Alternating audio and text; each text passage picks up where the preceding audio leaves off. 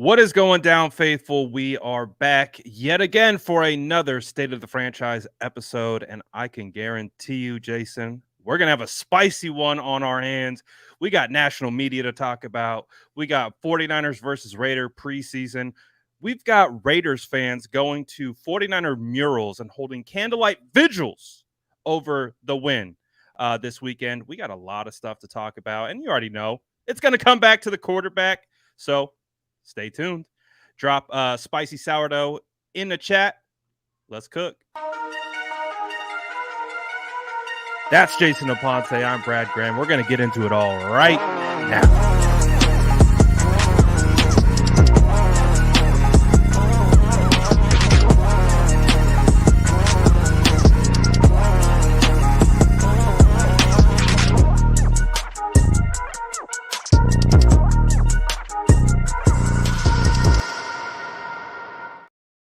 What's good, gang? Oh boy, we got a lot of stuff to talk about. There are also congratulations to be in order, but we're going to get to that in 1 second, Jason, because when we were going through the game, I saw this tweet pop up in my feed, and I was like, oh,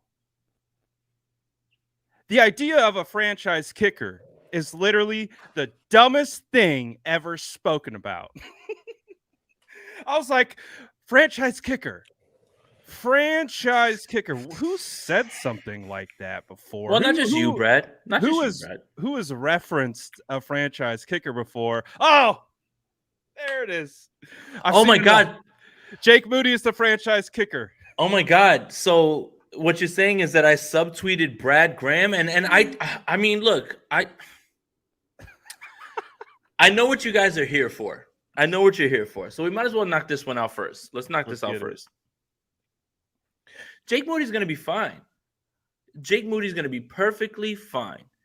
There is nothing to worry about. It is literally a preseason game, and I think you'll find that that's a theme as we go along through this whole show today. But I will not back off the fact that it was poor process at 99 to draft a damn kicker. And that's my only real complaint. And I think that you're going to find that this episode is going to be a masterclass in process over results. Yeah. Results do not really show you what's going on. And Kyle Shanahan backs that up when he talked about Trey Lance. Jake Moody's going to be fine. Bottom line, Jake Moody's going to be fine. He is going to be fine. Nothing to worry about.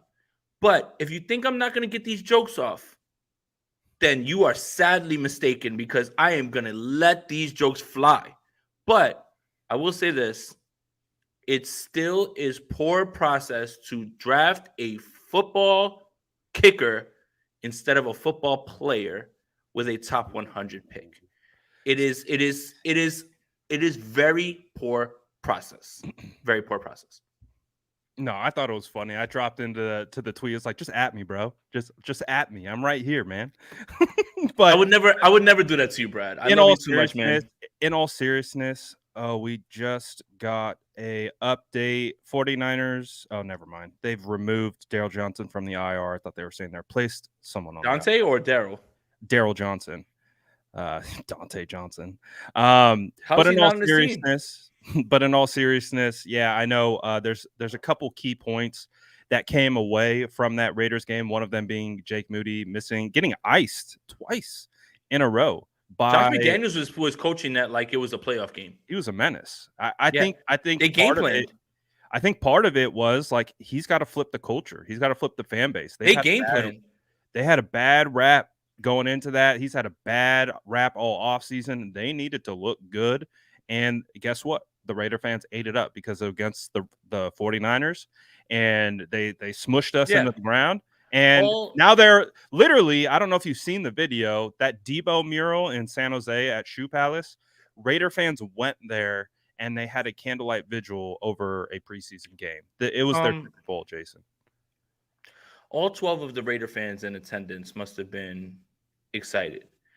Nobody moves like the 49ers fan base, man. I knew plenty of people that were at that game, and trust me, They were not sitting there acting like that was a playoff game. They were just looking for a reason to vibe in Vegas and watch football. I think what's a little bit lost here is there is a little bit of overanalyzation into what happened in this preseason game, but I think it's due to the fact that 49er fans are starved to talk about actual football. And there's a lot that I have to say about this game. I have a lot to say about why it's not a big deal, why perhaps you may have some concern, why in the grand scheme of things this game will mean absolutely zero.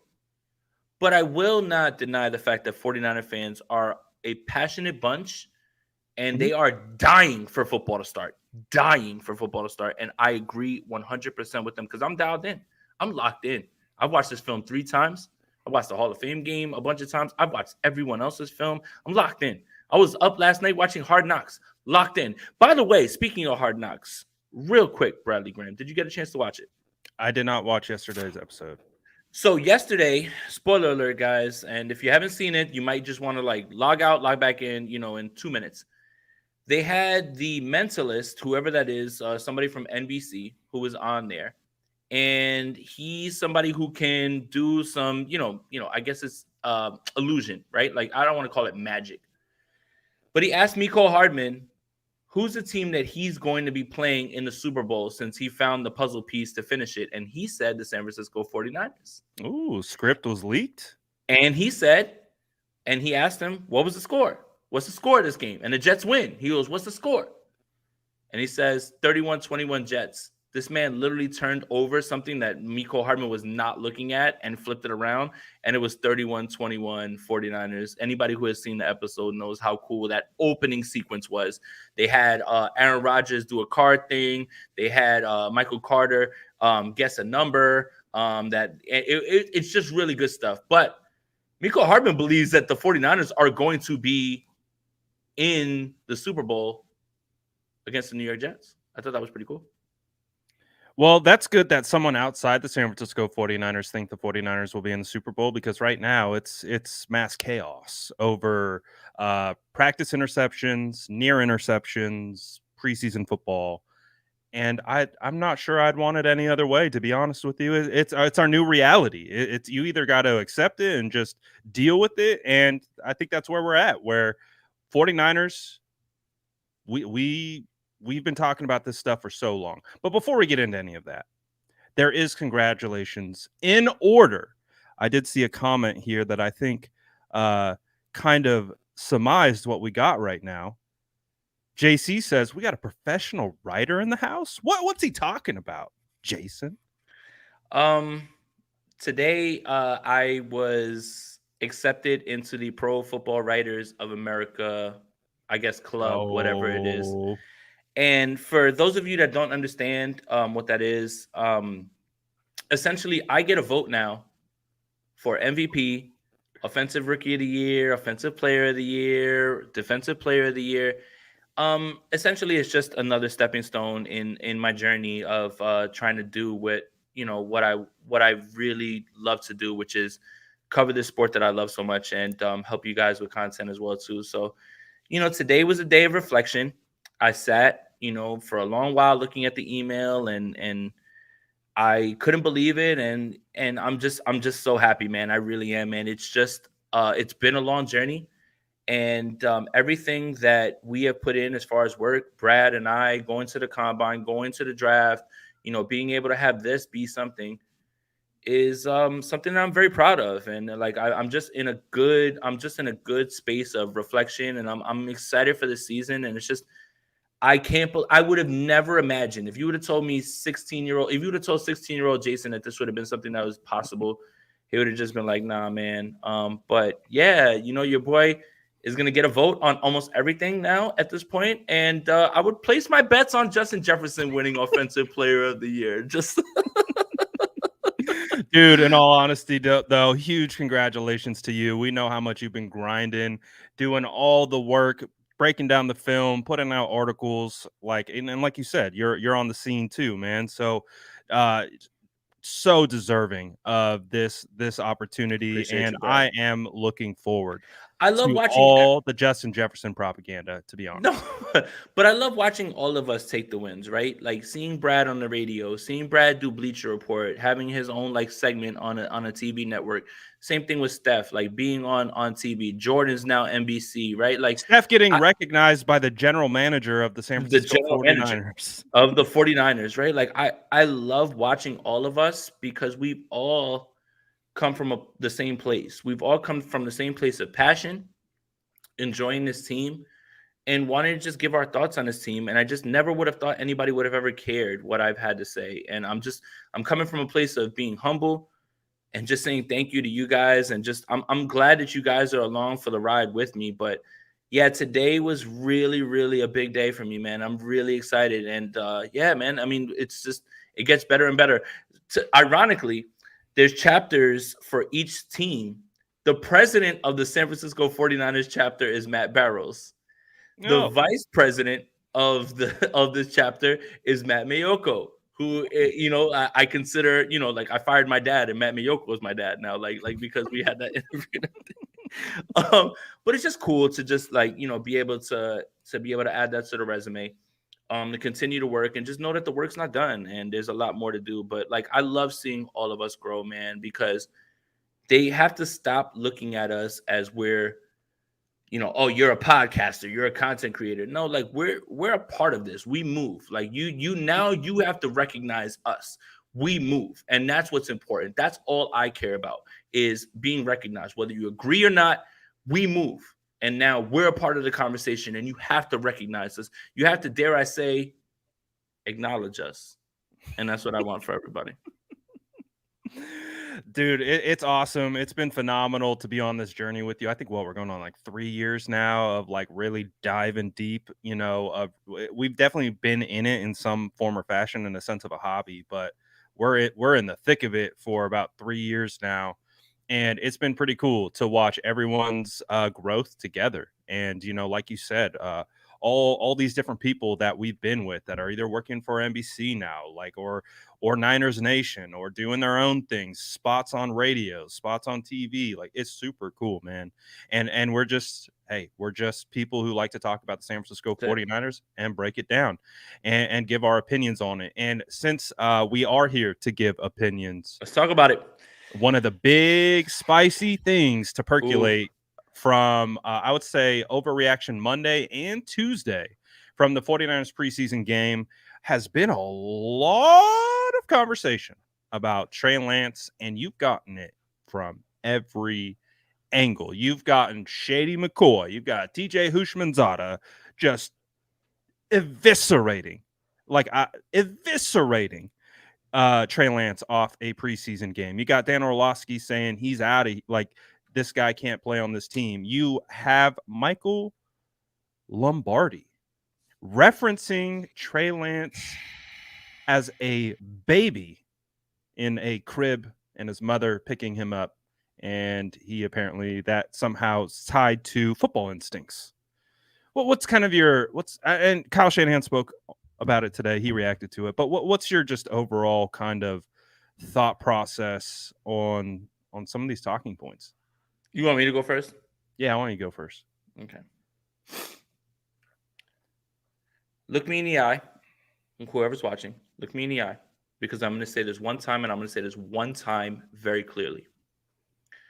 Just because you played the game of NFL football does not mean that you know anything more than anybody else. Okay? I want to give you an example. Ryan Clark walked on ESPN, whether it was yesterday, today. I don't watch ESPN because I would rather form my own opinions, and I don't care. And they never speak about the 49ers outside of the sensationalist BS. Ryan Clark walked on TV and said that George Pickens, the wide receiver for the Pittsburgh Steelers, who I love George Pickens. I think he's a baller. Me as well. Said that he's more talented and he would rather have him than Justin Jefferson. Let me tell you something. In any world, multiverse, universe, if you believe that, I don't care if you played 300 years in the NFL, you are dead ass wrong. There is no world that George Pickens is better than the best wide receiver in the world right now. So miss me with the player. Do you know more than a former player? You damn right I know more than a former player. You damn right I do. And I'm looking you dead in the camera and say that. Okay, Dan Orlovsky. Dan Orlovsky says, I've seen enough. I've seen enough. You've seen enough of what? What have you seen enough of? And no one's seen enough.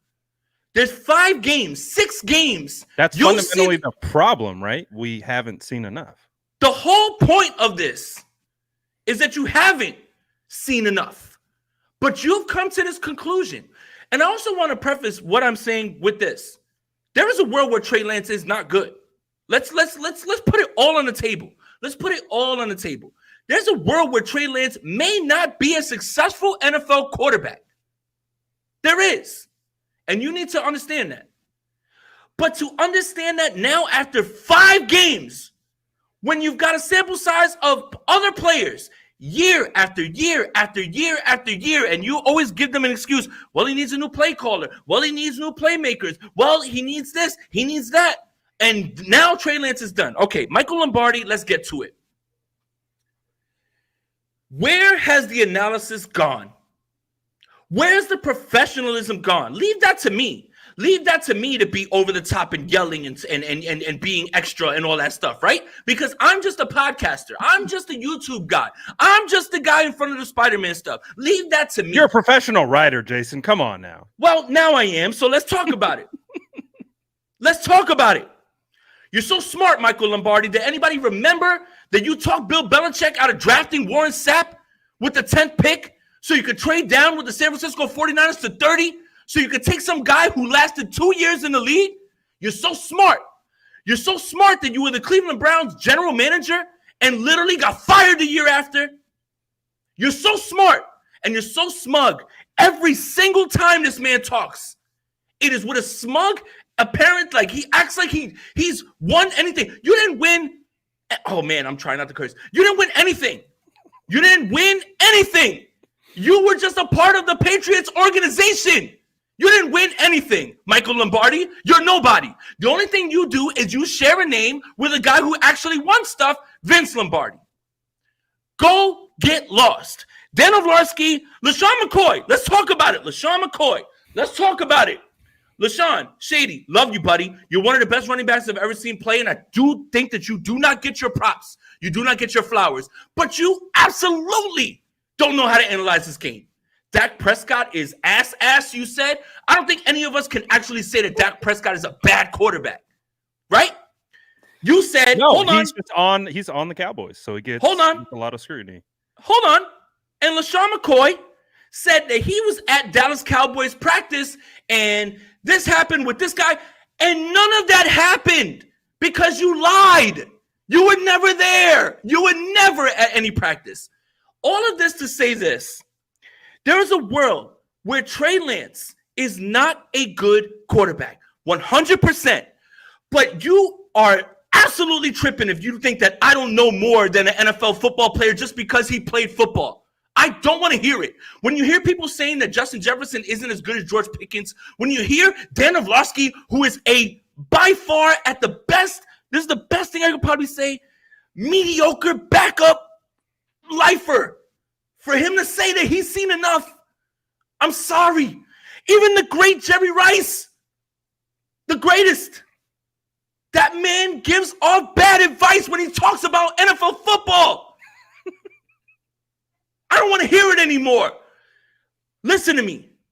Just because he played NFL football means that he has a much more informed opinion than me. Yes, that is true, but it's still an opinion. And opinions are wrong every single day. And all of these opinions come from a place that is incredibly either biased, angry, or something else that I don't want to say. But listen to me. Trey Lance could absolutely be bad. Absolutely. He could. But you are out of your mind if you think I'm going to listen to Dan Orlovsky, LaShawn McCoy, TJ Houshmandzadeh, or Michael Lombardi about it. I promise you, I do not care what any of them say. Sorry, that's a long rant. Brad, you got it, buddy. Oh no. I was sitting back enjoying The chat loving it. Been missing Spicy Aponte. And to be 100% honest, I didn't hear one lie. I didn't hear one lie told. He has more credibility than me. But someone who played NFL football said right to your face that George Pickens is good as Justin Jefferson, but he has more credibility than me. Shut up. Everyone has opinions, right? Shut up. Everyone. And opinions are wrong every single day. I don't want to hear that. You know how people mask bad takes? They say, that's just my opinion. No, opinions are wrong every single day. I could have the opinion that Matthew Stafford is better than Tom Brady. That's an opinion. You know what? That is absolutely wrong. Opinions are wrong every single day. I'm sorry. I'm done. No, I'm enjoying this thoroughly because you're absolutely right. Because honestly, we're talking about a preseason game, right? Just like we talked about at the beginning. We're talking about practice interceptions. We're talking You about know me, Micah. You know me, Micah. That's why you're watching. Who knows you? You know me. There's a time and place for any type of evaluation. Doesn't matter what you're doing, where you are, or what it is. You can evaluate it properly within a specific realm of what the reality is in this particular situation. In this particular situation, we're evaluating a quarterback who's heading into year 3, who missed an entire year due to injury, has been often injured, which has taken reps away from him. And Jason, I don't know how many times it has to be said, but what was the number one thing that Trey Lance needed coming into the draft? Reps. Oh. So 2 things can be true. Trey Lance could have went out against the Raiders and not played really well. Played well in other spots. But we could also say the same thing. We understand why. We understand he needs reps. He needs more opportunity. He needs more confidence. He needs to be built up and propped up to believe in himself. Brad, somebody in the group chat, somebody in the chat let Micah, whatever, he's never heard of me, let him know who I am. Y'all know. Y'all are here. It's cool. Let him know. Micah? Is he having a problem with your takes, Jason? No, it's just I've never heard of you, but everybody knows. Y'all know. Whether you like it or not, y'all know. And I don't care. I don't care. So this whole situation, like, let's, bringing it back to Michael Lombardi, like, the conversation around Trey Lance is insane. Like, and I get it. Like, I'm a part of that conversation too, because I'm trying to analyze the quarterback. I'm trying to break down tape. I'm at practice. I'm watching every rep. I'm trying to analyze each individual quarterback based on where they are all at in their process. And guess what? Brock Purdy, Sam Darnold, and Trey Lance, they're all in different lanes of being evaluated. So when you have a guy like Lombardi, who is a former GM, and I think come on and just reference a family member. And I think 2 things can be true. I think he wasn't making a personal attack on his family. But you also, in the same time, you don't invoke someone's family member. You don't need to do that to make a point. You don't have to say, like, oh, well, this guy doesn't have football instincts. Let me talk about his mom and him when he was a baby in the crib. Like, that's where you're going over the line. You don't have to invoke his family. Leave his family out of this. His family, his mom, his brother, his dad, they see all of this, and they are probably just as stressed out about this entire situation as Trey is. And the pressure of the world is on this young man's back, this 23-year-old. We can evaluate him in the lens of football, but when you start to go outside of that lens of football and you start to take shots, and that's why I perceived it as a shot, because why are you talking about this man's family? Like, why did you need to say that specific thing to prove your point that you don't see football instincts in him? You could say literally anything without referencing his mom. We can all relate to that type of, you want to talk about instincts of protecting your family. I think that's why he got such backlash, is because you reference someone's mom and him as a child, and it's just like, this feels weird. Upstate New York ain't New York, by the way. I'm good. That's not New York. You might as well be Canada. Listen, by the way, let's just say this. Let's just give a fair assessment of what we saw. Upstate New York is not New York, by the way. I'm good. That's not New York. You might as well be Canada. Y'all not New York. So Don't tell me what happens in New York, because y'all not New York. You might as well learn French. We can talk about Trey Lance and say these things. He missed throws. He looked a little jittery. The offensive line was shaky in the beginning. He sat there and he made good throws. And he literally did things across that game later on that he looked better at. And I think all of those things are true. Is that he needs reps. He missed throws. He at times ripped throws. He made some off script plays. That jump pass was very good. He made a throw that the touchdown pass is poor process, and it's the result. Like, that's the thing. It's like, if you look just like from the box score perspective, you would look at it and say, well, Trey was dealing. And I don't think 10 to anybody 15, 112 yards, right. 111 passer rating. And I don't think that anybody who watched the game can feel that performance lines up with those stats. And that's fair. Like, you have to literally be objective. So in the beginning, the first drive, okay, the offensive line broke down, cool, and this is the reason that, and I'm interested to get your perspective on linemen, since you're our lineman guru. But the linemen are backups for a reason, all 5 of them. That's why they aren't starters. But the second sack I can put on Trey. I can absolutely put on Trey. He had a throw that was right there, that was dialed up for him. He didn't throw it. He looked at it. He didn't throw it. And you know what? You held the ball too long. And that's the consequence.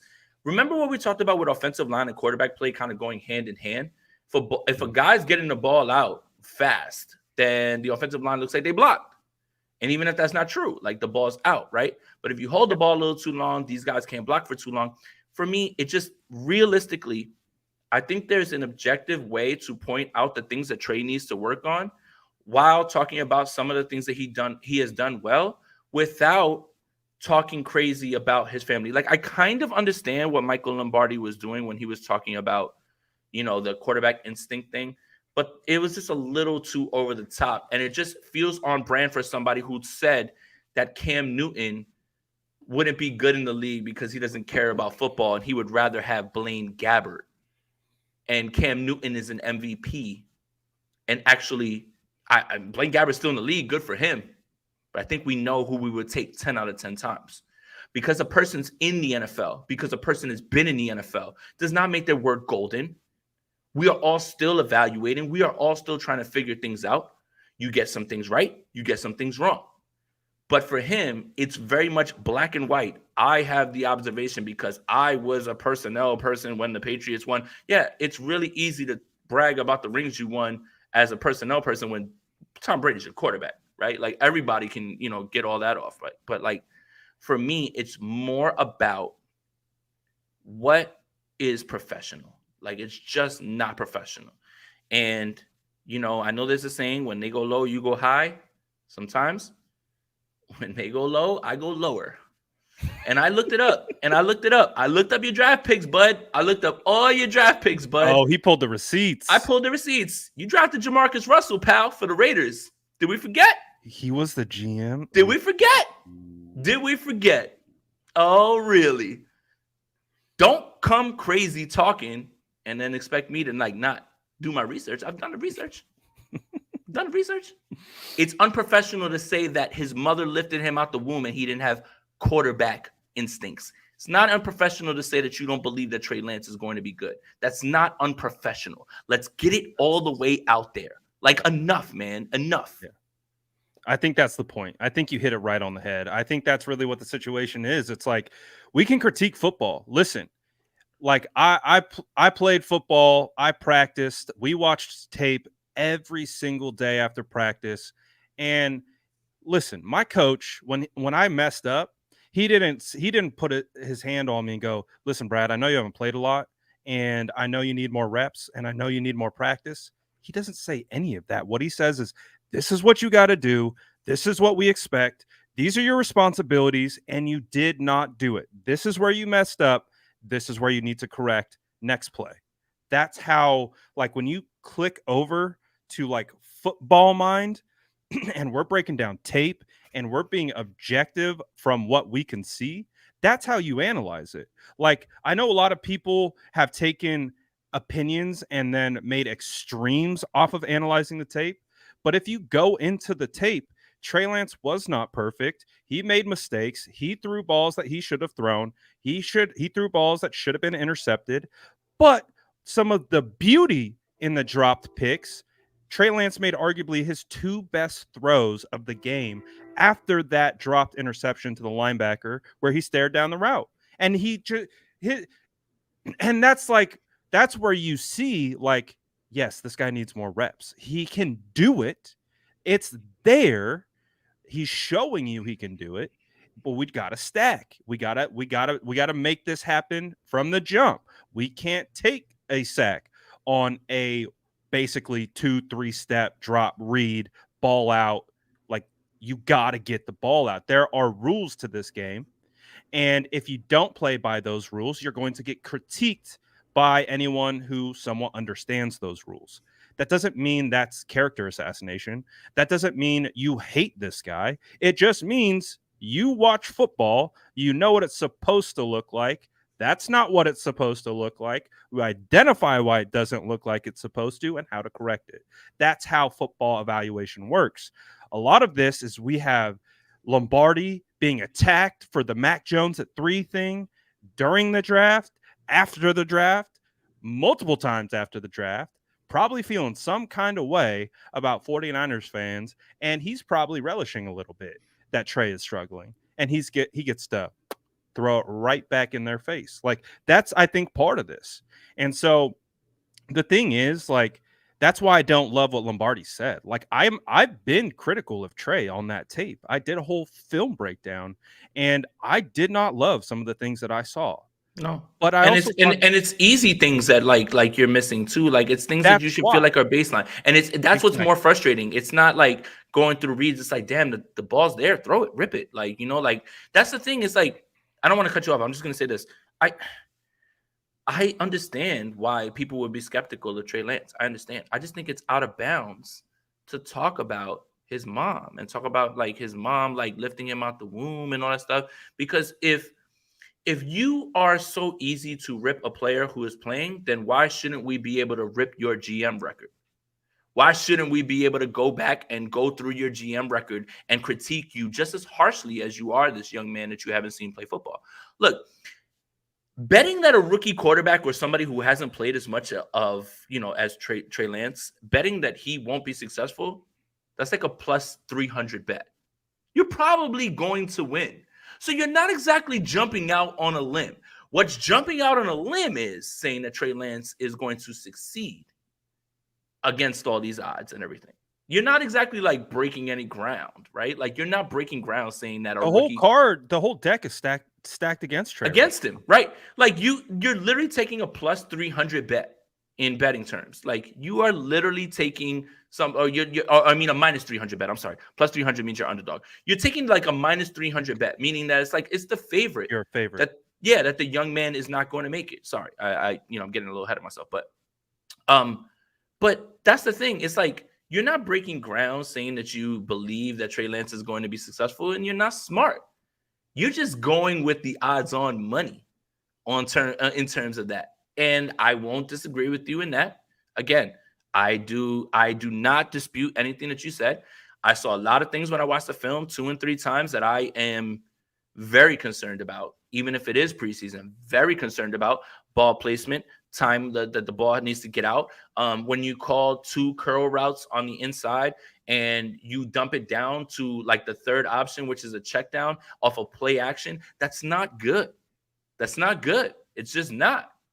But let's keep it football. Let's keep it football, and let's keep it about what he's doing on the field.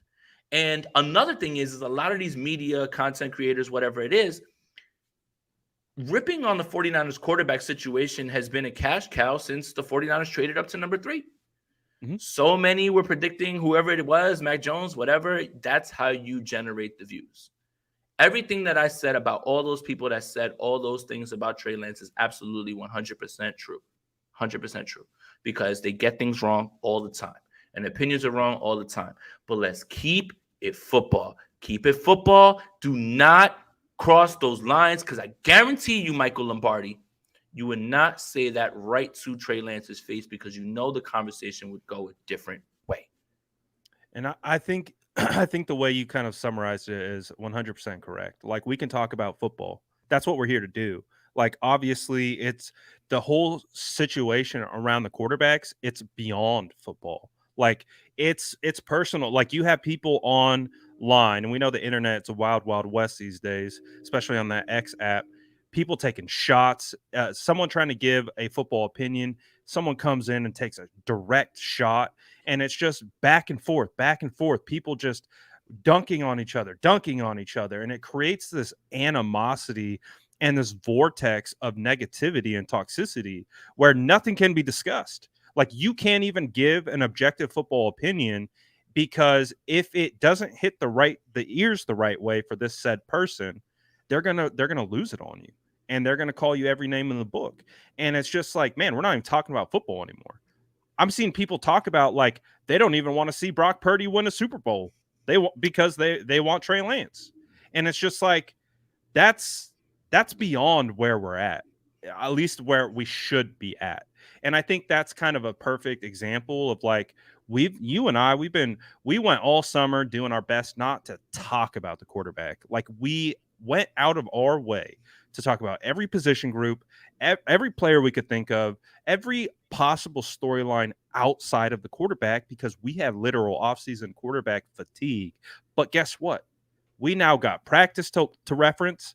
We now have game film to reference. So what are we going to do? We're going to talk about it. We're going to break it down, and we're going to evaluate it. That's what me and you do. Like, and we've been doing this for 3 years. Both you and I, we've gone to training camp. You weren't able to make it out to training camp this year, but you were there his rookie season. You were there his sophomore season. We have baseline understandings of watching this kid develop in front of our eyes. Me and you are probably up there in that top 2% of people who've watched Trey Lance play football the most. Yeah, because unfortunately, it's only been training camp, and it's only been the preseason. Yeah. So, like, if you've been to training camp for multiple years, you have a pretty solid baseline of where Trey Lance is at. Mm-hmm. And then you cross-reference with the tape that everyone has, and you start to build your baseline evaluation. And then what we're doing is we're building, stacking, and collecting information and building on it. Did Trey Lance have a good performance? No. Was it the worst performance ever? Not necessarily.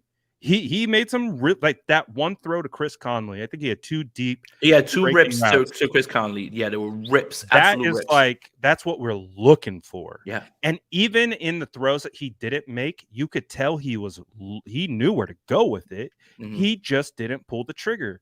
That's correctable. Like, and I think people have a hard time processing that. Like, yes, he didn't pull the trigger, and it turned into a really bad play, turned into a sack or a sail. But that is correctable. And how is it correctable? More tape study, more reps, more confidence. Yeah. It's not a fatal flaw. It's something that you just, a 23-year-old with the weight of the world, the entire internet yelling at each other over him, yelling at the players about him. Like, I have an honest question for you, Jason. Yeah. At what point does this Trey Lance situation become a distraction? Like, where we call it a distraction, like where these players are never going to not be asked about this situation. Mm-hmm. We're getting NFL employees, whether you or 49ers employees, whether you agree with their takes or not, getting roasted over the coals. Like, it's I think we're on like that tier of, like, these guys having to weigh out, like, is this worth it? And I think that's what's kind of concerning to me. Yes and no. Yes, because the conversation has been dominated over this, instead of the conversation being that Brock Purdy's ready to go in week 1. And that's kind of what we should all be focused on and happy about, that he's had no setbacks. And regardless of practice reports, Brock Purdy, who played so well at the end of last year, is going to be ready to go in week 1. And I think that's music to 49ers ears because of what they saw. And why wouldn't it be?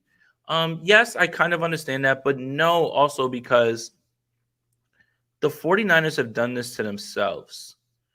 When you move up to number 3 and you draft a quarterback, it doesn't matter who the quarterback would be, they're going to be the focus of attention.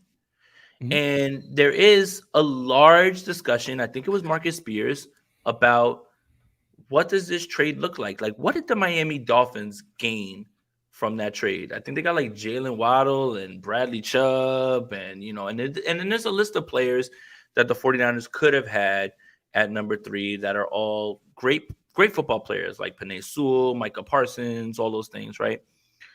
But no, this is just part of what goes into being quarterback for the San Francisco 49ers. And that's really it at this point. Like, it doesn't have to be anything more than just judging him from what he's doing on the field. I think that at the end of the day, that's all it is. I don't think it's a distraction because I think the culture that they have built here is too big. Kyle Shanahan, John Lynch, everybody knows what's at stake, right? And Trey's not the starter. So yeah, I don't see like why it would be a distraction for a room full of professionals, why it would be a distraction for a team that has one focus and goal in mind, which is, finally finishing the job. But Trey's just a backup, like, unfortunately, like, as of now, he's a QB2, QB3, wherever you feel like he lands. I don't think that it's so much of a distraction. I really don't. I don't, in my opinion. We'll get to the super chats, but I think that's kind of like my point. It's like they're like it's not nothing's defined yet, nothing's set in stone. They're talking about his being potentially quarterback 3. Like, you're hearing it from Mayoko. They're like, oh, Sam now has a slight edge. The Greg Papa one was right, exactly. So if you have a third string quarterback who's dominating national conversation, and these players, Kyle Shanahan asked today about national reporter or national whatever talking about Trey the way they're talking about it, he's got to answer that question. He's got to get prepped going into this press conference about this situation. Like, these players, hey, X player, what do you think about this constant conversation about Trey Lance? You know what? I'm not saying Trey himself is the problem. It's the conversation that has evolved around him that is now so toxic. Like, again, this is team for, or no, excuse me, business first, right? We understand the NFL is a business. It's a bottom line business. It's about making money. It's about marketing. It's about image. It's about presenting yourself in a certain way. So again, that's why I asked the question, is because there's it just feels like, at what point do these guys like just throw their hands up and be like, like, we don't know what the future holds, but we're tired of this. Again, it's just a question, just a thought.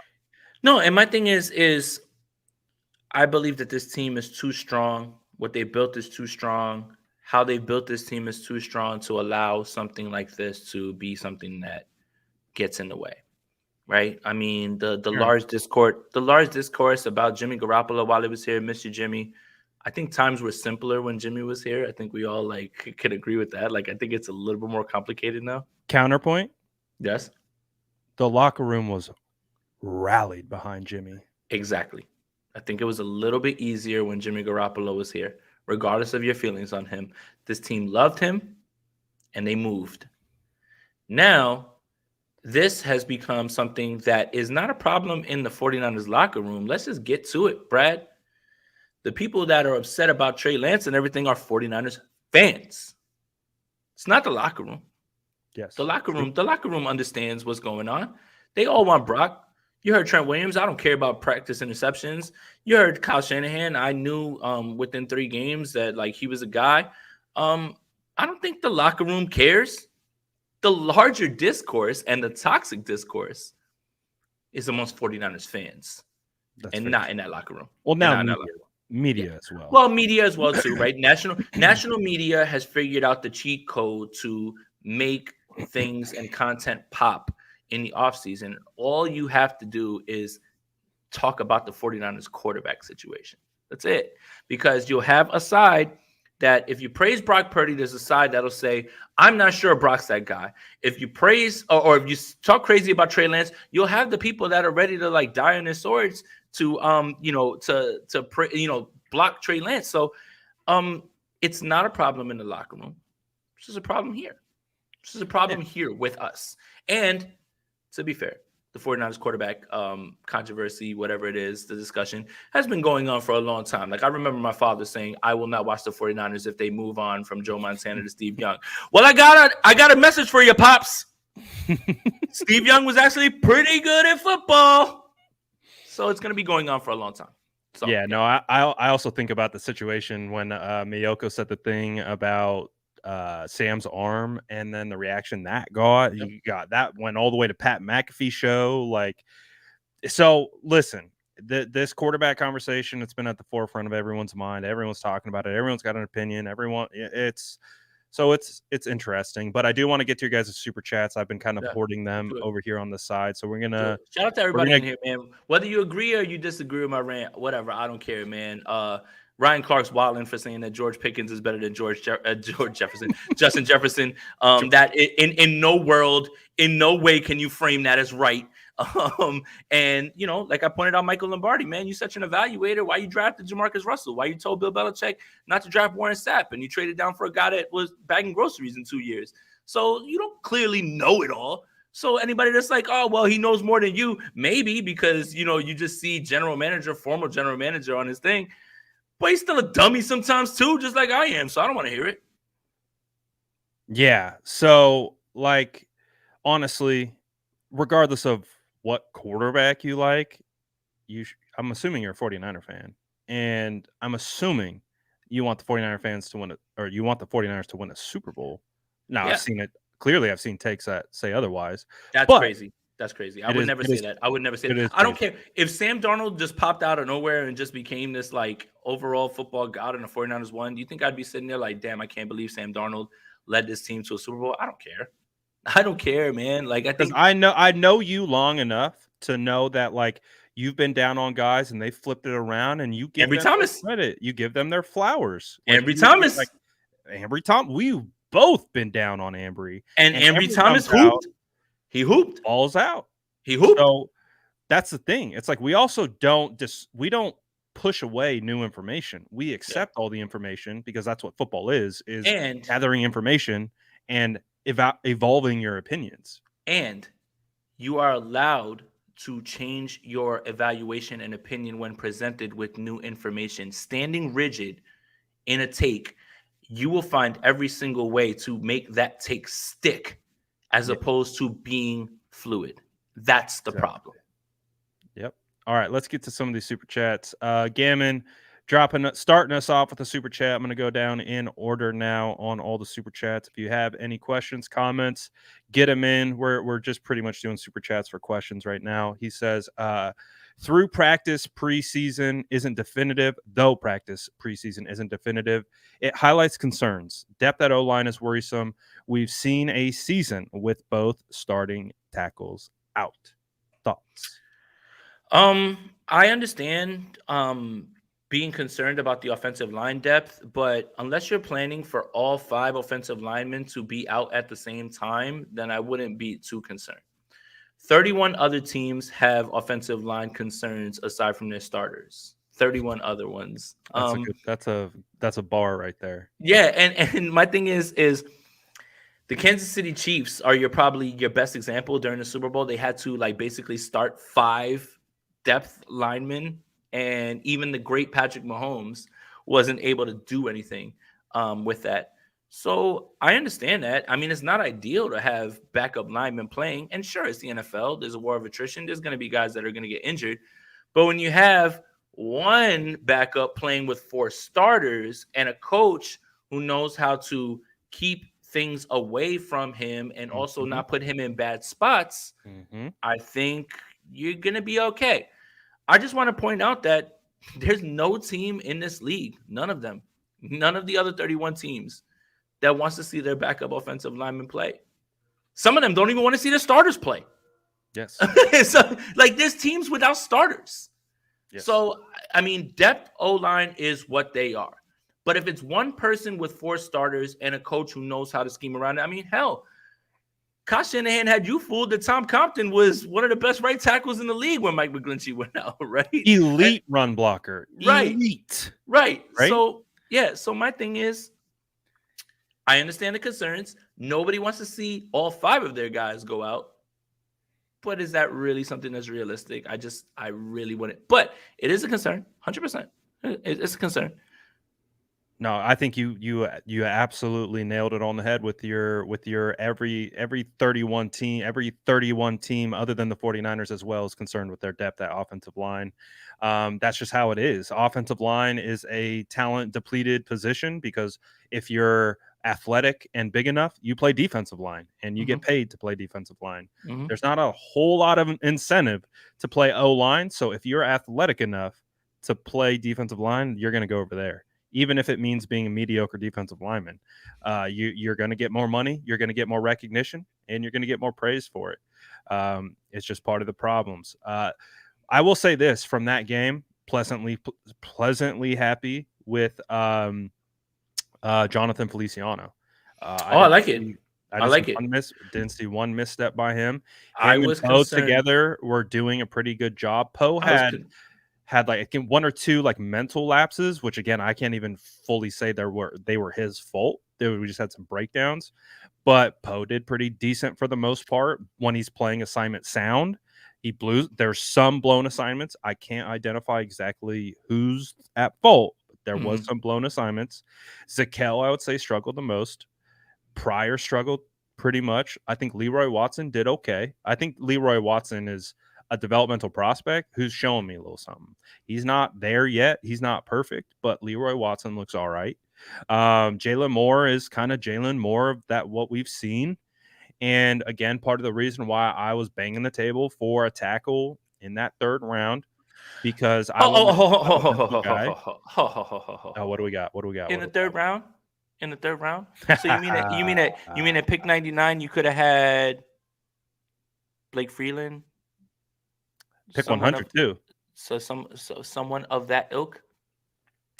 You could have pick 100 too. You had to get that franchise kicker though. You had to make sure you locked in that kicker though. You got to make sure. Jason, mark my words. Moody's gonna make you burn that Gonzalez jersey. I'm good. I want him to make my claim now. I gotta Jake, write it out now. Jake, I know you're watching me. Make every single kick, buddy. It's still poor process. I don't care what anyone says. There is no reason to try to find a franchise kicker. Zay Gonzalez is on your team. He's been a kicker.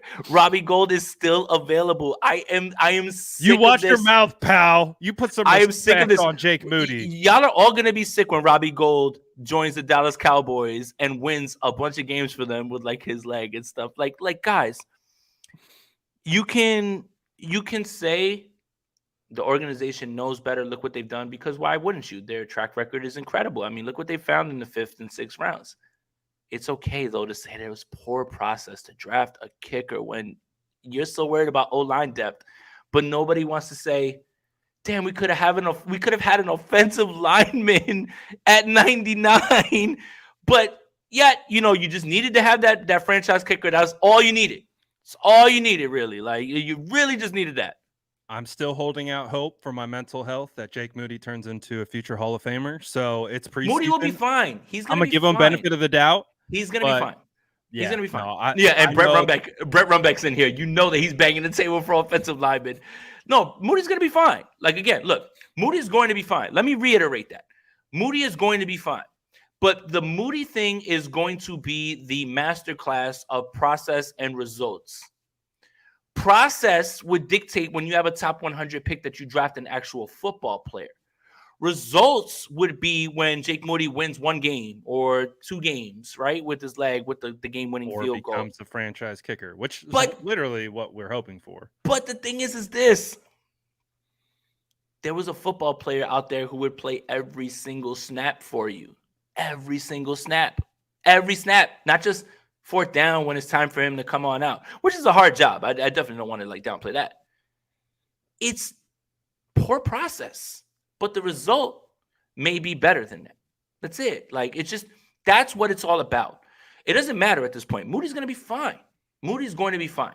But for anyone to sit there and act like it was purple, it was like perfect process. Purple, I don't know where that came from. Perfect process to take a kicker at 99. Come on. Come on. I don't think anyone's really defending the process. We just switched our No, energy and to be that's like, it. That's it. Just make your please kicks, be a dude. good Just make your kicker kicks. so we Just make your can kicks, defend dude. the process. We Just can make look your back kicks, and be dude. like, Just it make is your a good kicks, dude. process to Just take make the your kicks, dude. kicker. So it didn't start off hot, right? Just make. He's gonna be fine. He's going to be fine. He's gonna be I thought it fine. was interesting about Tabor Pepper's comments on it. He's like, I think he said it was wild that they got iced, and even Jake Moody said we didn't have a process for it. Clearly, it worked. So again, trying to look at the brighter things was not a good outcome at all. A good kicker can be the difference between a Super Bowl and a wasted season, e.g., Vinatieri. Hey, Jason, he needs reps though, so let's give him. I mean, he should sit behind 10, right? He should sit behind 10. He should sit behind 10 because he needs to sit for a year. I love the Adam Vinatieri argument. I do, because it completely discounts the guy who got Adam Vinatieri into field goal range. It's like we almost like we're just like, oh well, he made the kick. Did Adam Vinatieri quarterback the team into field goal range in the last second of the biggest moment? Like, are we losing sight of the forest by looking at the trees a little bit? Like the same argument with Akers being like had the highest most points in a singular season because Alex Smith and Frank Gore would just march it down to field goal range because they couldn't complete third downs and they would kick field goals every. And I saw someone on Twitter saying to me, well, Bill Belichick doesn't win all those Super Bowls without Adam Vinatieri. What about number 12? Do we know what number 12 is? Like, do we know what number 12 was able to do? Like, the guy literally, where was Adam Vinatieri when they were down 28-3? I don't want to hear this anymore about the damn kicker and what goes on. You have one moment to get it done. I understand. It's tough, right? It's really hard. Really hard. I get it. But how did we lose sight of the fact that Tom Brady was the one that moved them into position? It's not like Vinatieri's kicking it from 99. If he's kicking it from the 1, then damn, you know what? I get it, man. Like, I completely get it. I completely get it. And every single Hall of Fame kicker, almost all of them, were not drafted. None of them. Not Justin Tucker, not Adam Vinatieri, none of them. So do not tell me that a third round pick is worth a kicker when history has literally told you can find them at your Trader Joe's. You can find them kicking footballs like the kid from Little Giants. Stop it. Oh my God, man, with this stuff. I want him to succeed and he'll be fine. But don't lie to yourself and say it was good process. Don't lie to yourself. Please don't lie to yourself about that. Please. The thing that I'm holding on to is that I think I saw Justin Tucker miss like 50% of his field goals in his rookie year in his preseason, and so I'm gonna put that in my back pocket. If he turns into Justin Tucker, great. And I'm gonna have some blind optimism. No, make sure you like tag me. Make sure you tag me too and be like, I'm tagging you next time. Be like, get cooked. You know what's gonna happen when Jake Moody kicks the game-winning field goal. It doesn't matter what a kicker does. We're coming. Y'all got it mixed up. I don't want him to miss kicks because I want this team to win. I know. But I'm not going to get off. I'm not getting off my process. I'm not getting off my process. And I don't think either one of us will. Like, we were both in the same boat. Like, man, you can find these guys. Like, it's a crapshoot, but you can find them later, and it happens all the time. But the 49ers wanted to be as sure as didn't he just get cut by the Cowboys? He got cut but he was fine when he was on the 49ers. He was booming them things. What was it? Booming them hoes like like Croc says. That's the thing. It's like to blame whatever the third round process is and just say, well, let's just throw it away on a kicker. So you're saying that you've got a track record of not hitting on third round picks, and then you say, well, since we're so bad with third round picks and we haven't really hit on any of them, let's just use it on a kicker instead of trying to rectify that. Like that is literally the most backwards argument ever. If you're doing things wrong, do not just get away from it. Maybe just stop drafting running backs in the third round, even though TDP might be all right. But it's just like, come on, man. Come on. Yeah. What are we doing here? The story's still out. What are we doing? Moody's going to be fine. Steven Draper says, Jason with the Jason mask on, get him a Y'all missed it, though. This is when he was ranting. Y'all missed it. Double said Jason, NWA Aponte. Y'all missed it. I have been too measured. I've been too calm. Y'all asked me, like, where's the spice? All that. this week, all these things that have been said, I had to let it fly. And I got the house to myself. I can yell as loud as I want. I'm going to do things like this eventually, but at the right moments. And this felt like the right moment because there was too much unworthy criticism and things that were being said that were uncool, man. And I also had to pull receipts on everybody else. Since everybody wants to pull receipts and talk about, well, I told you Trey Lance wasn't good. Okay, cool. Why'd you draft Jamarcus Russell, Michael Lombardi? Why'd you tell him not to draft Warren Sapp? Like, I got you too, bro. Like, I like it. It's if it's fair game to pick apart this young man while it is because he's a football player, then it's fair game to talk about your resume because you weren't that good either.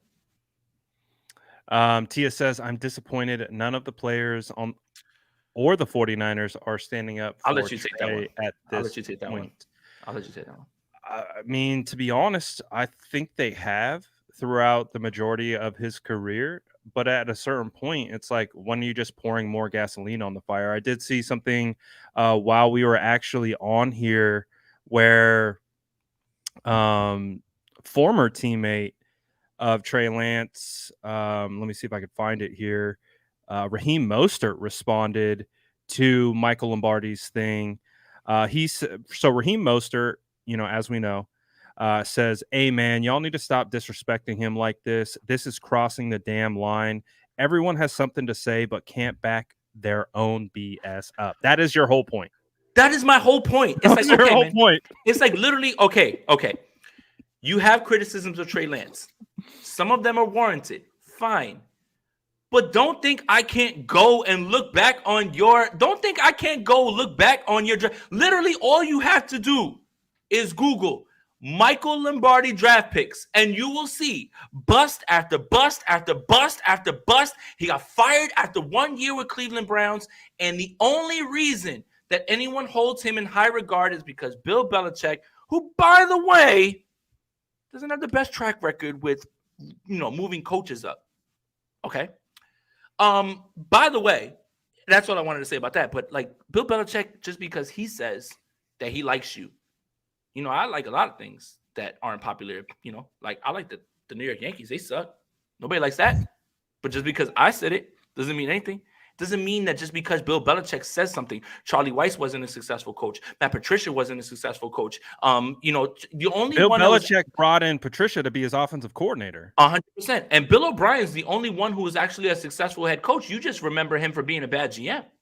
Right. Like, you just remember him for being a bad GM. He wasn't a bad coach. The Texans won 12 games every year that basically he was there regardless of the quarterback. I think you kind of like forgot that. You just remember the terrible trades he made. So, again, I think this kind of goes back to my point about players. You might have been a great player in the league. That don't mean you know ball and you can evaluate it. You know how to play the game. You don't know how to evaluate it. If that's the case, then why isn't every single head coach former players? Why isn't every single position coach former players?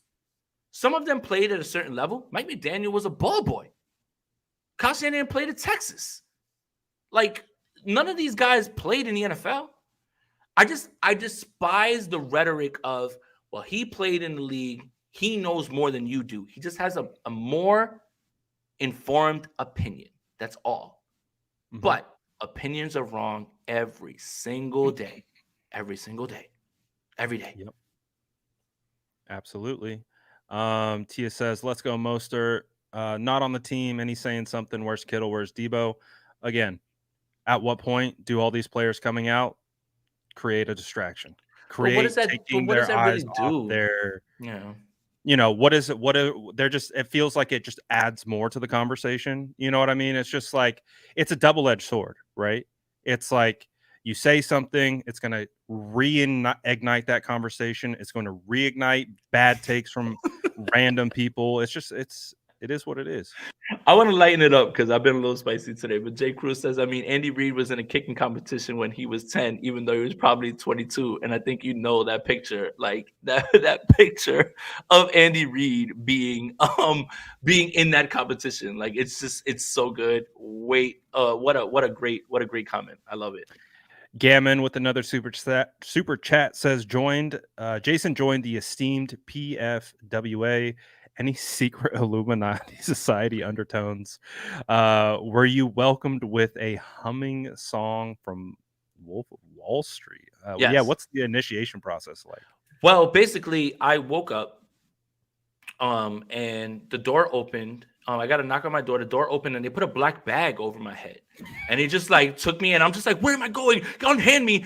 And then like I ended up like in this room. There was a bunch of candles, and there was a bunch of guys in black robes, and they took off their masks, and they said, "You're one of us now." And I'm just like, "One of what?" And like they handed me my paper. I signed it, and then I had to pay money to them, and all I got from it was a vote for MVP, Offensive Player of the Year, all that stuff, and an NFL Plus subscription, which I'm very excited about. Like they gave me NFL Plus for free for the entire year. So that's all I really got, Gavin, from it. And I also got taken in a ride in a black van. Well, that sounds exciting. But sounds like there's a lot of perks that come along with that too. NFL Plus, Let's baby. see. Tyler says, Jason and Brad, could this be considered bullying towards Trey as well? I guess it could be, but I think the extremes you can always yes. quantify as there's a line. Again, we've talked about it. Evaluating football is one thing, and being critical of play on the field, that's always going to be warranted. Players know this. Like they understand if I don't go out and perform, my game is going to get critiqued. And that's what it is. That's why they always say put it on tape. The eye in the sky doesn't lie. So you got to put it on tape to escape the critique. But there is a line where you go beyond critique and you're just taking shots. And that's what the current state of this discourse is that no one's talking about the football anymore. They're just taking shots because they've taken shots. So now they're taking shots back. And I also think it's a result of the era we live in, right? People wouldn't be able to have a platform to say things about people like this without social media, without these large platforms like FS1, any of those things, anything like that, right? Because there was never any sort of discussion around Johnny Manziel, who said he literally watched zero tape and had to fake a drug test and lie about his father being in the hospital or whatever for the combine because he was going to fail a drug test. It's like we're in the he still has his Heisman Trophy, right, and we're in the beautiful era of people being able to speak their minds and giving voices to people that have never been able to speak, and largely taking barbershop discussions and wherever you would have these discussions, whether they're parties, to a open forum and everyone gets a voice. But at the same time, it has opened the door for people to be terrible, misinformed, spew terrible takes, and awful all takes. of those things. Yeah, and it's just, for me, it's like, it's a beautiful thing because it's helped us grow our platform. And, I wouldn't be able to do any of these things that I've been able to do. You the same. We wouldn't have been able to do any of the things that we've done without this era. But this era also has literally let in anybody who has an internet connection, and not everybody deserves to have an informed opinion or has an informed opinion. I'm sorry. No, for real. Like I see people making football takes, and then you're just looking at it. You're like, that is just wrong. Like that doesn't make any sense. Like trying to put you can have opinions about things, and again, your opinion's always going to be true to yourself and the way that you think about things. And your opinion matters. Your opinion and your matters. background. Your opinion matters. It does not. I'm not saying that nobody's opinion matters. Your opinion matters. But we have people definitively staking claim that this is what it is. This is how it is. This is facts, and it's just wrong. So that's kind of the current state. But again, we have a voice, and so part of this is just trying to weed through. You in today's world, you have to have built-in blinders at a certain point. Like especially if you have a platform, people are gonna talk at you. So you just have to have blinders for certain things. TD, I see you here, man. And he basically said it. Like Ryan Clark saying Pickens is more talented than Justin Jefferson. But he played, TD. He played football. How could you argue with that? Even though your eyes tell you that Justin Jefferson is the best wide receiver in the world, and nobody's better than him, and he's had more catches than anyone who has ever played this game. He's about to be the highest paid wide receiver in the history of the game when it's time. But hey, Ryan Clark said it, but he played for the Pittsburgh Steelers, so you have to listen to it. And you don't know more than Ryan Clark, right? You don't know more than Ryan Clark. Stop it. That's what I'm talking about.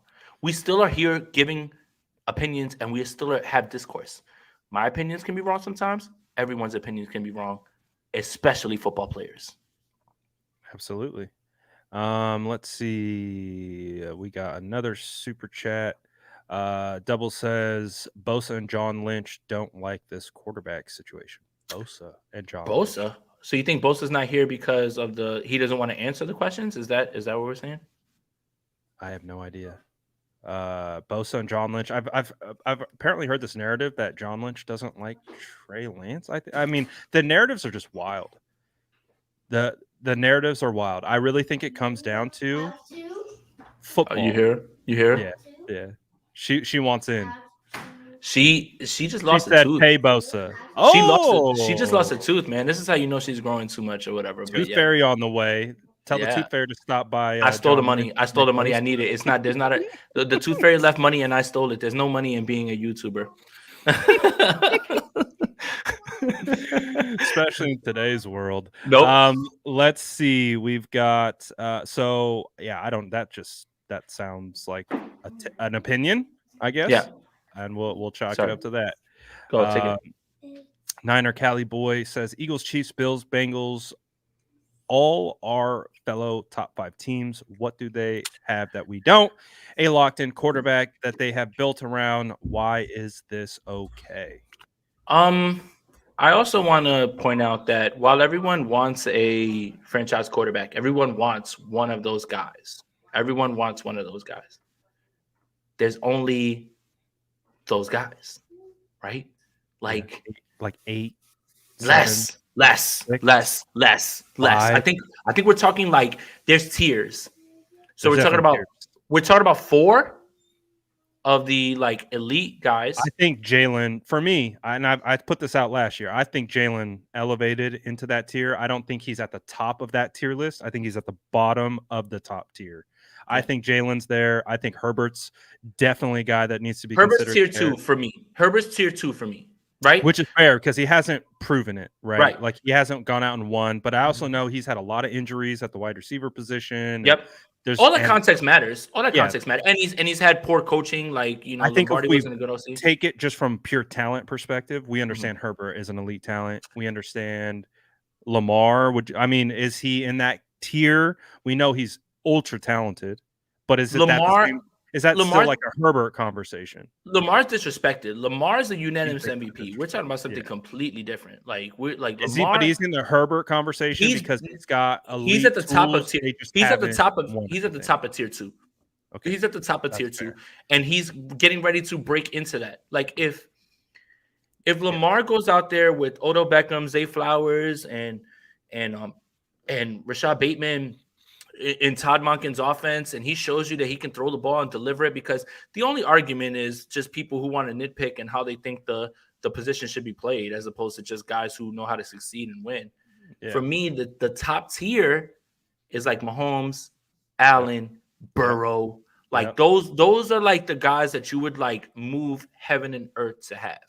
But there are guys in tier 2 that are knocking on the door of tier 1. Herbert, Lamar, right? Like there's definitely guys that are there, like right there, right? Trevor Lawrence, if he has another good year, he'll be right there too. Let's see.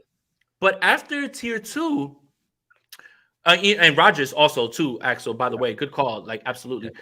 He's in tier 2 as well too, but he was tier 1. Like he was the top of the tier 1 for a long time.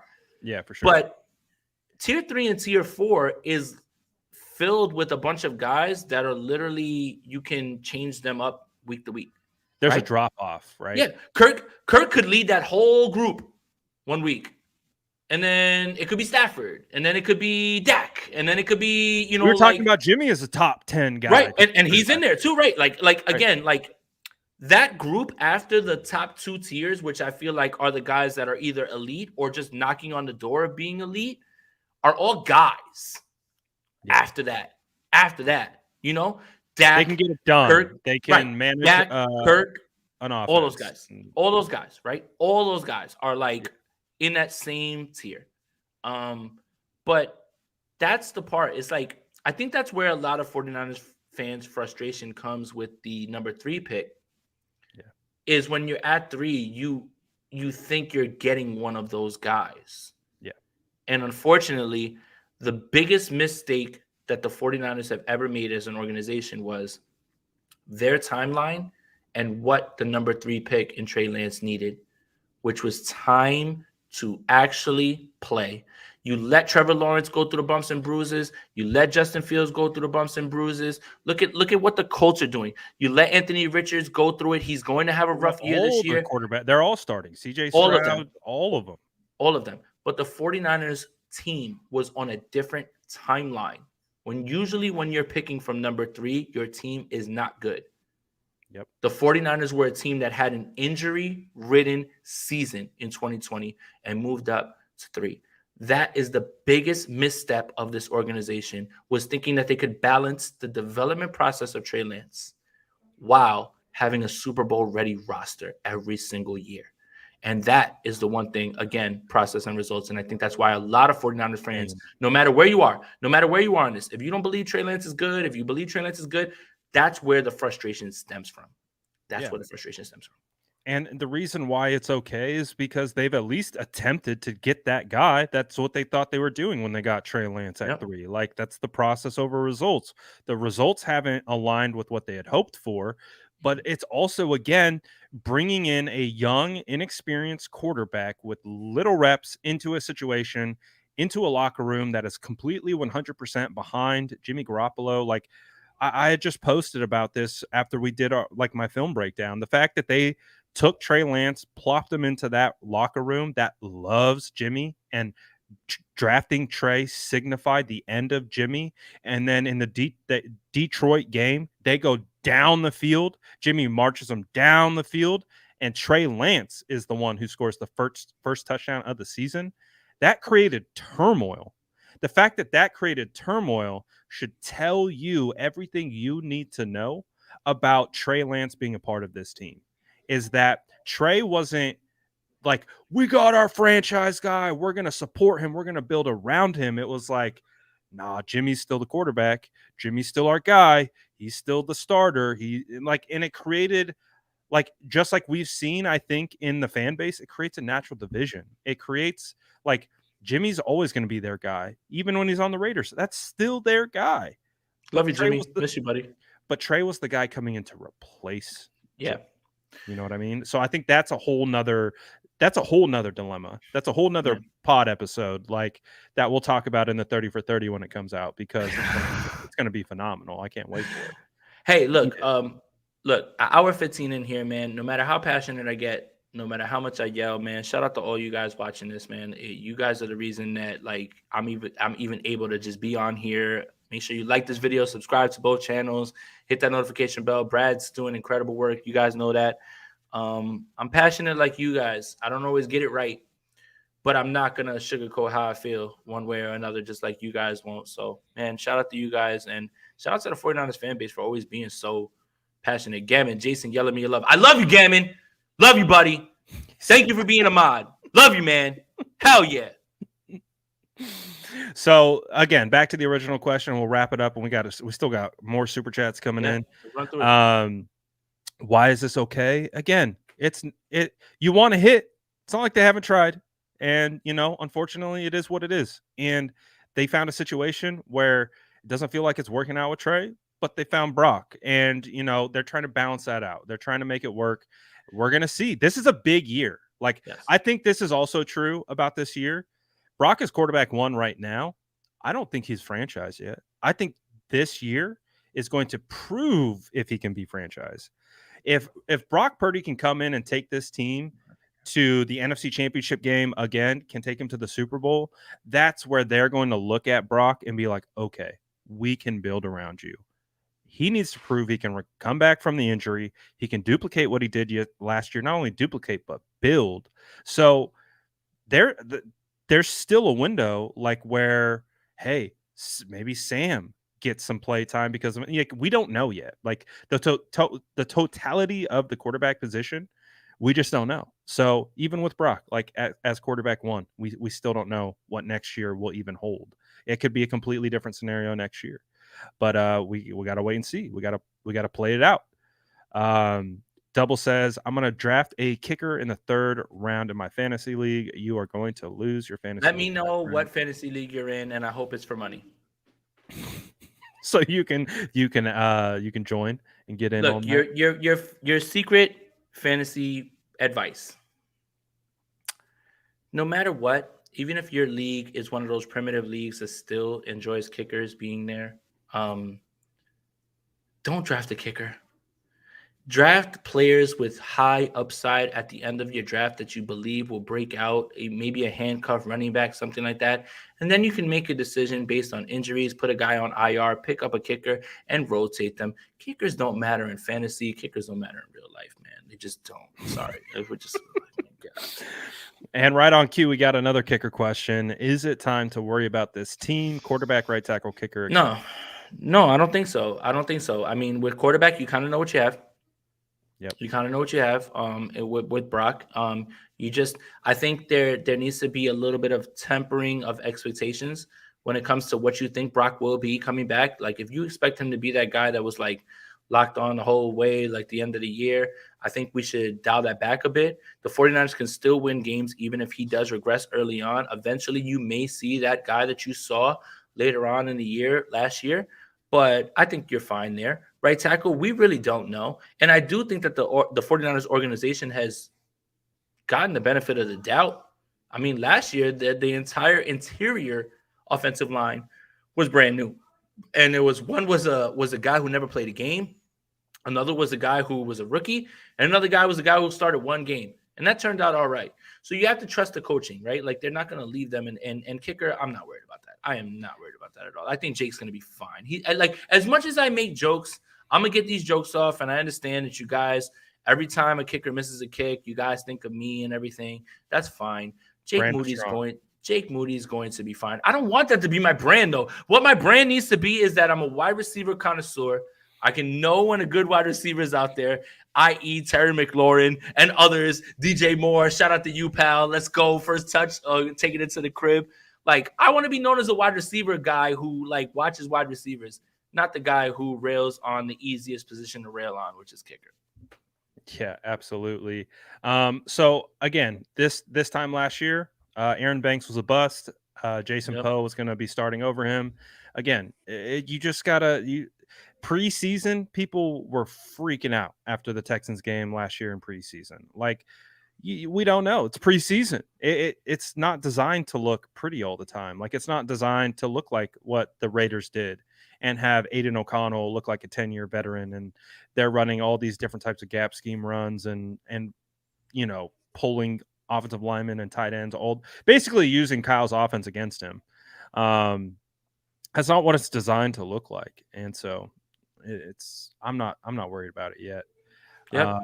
And being at training camp, like I saw what this offense looked like in move the ball periods with Brock Purdy, and I feel very confident about what I saw. So I feel like he's still working his way back. Not saying he's all the way back, but I think he's going to be all right. Mm-hmm. Gammon says, new Twitter rumor, Bosa isn't signing a contract because he hates California. Also, George Pickens is much more talented than Justin Jefferson. He knows what he's doing.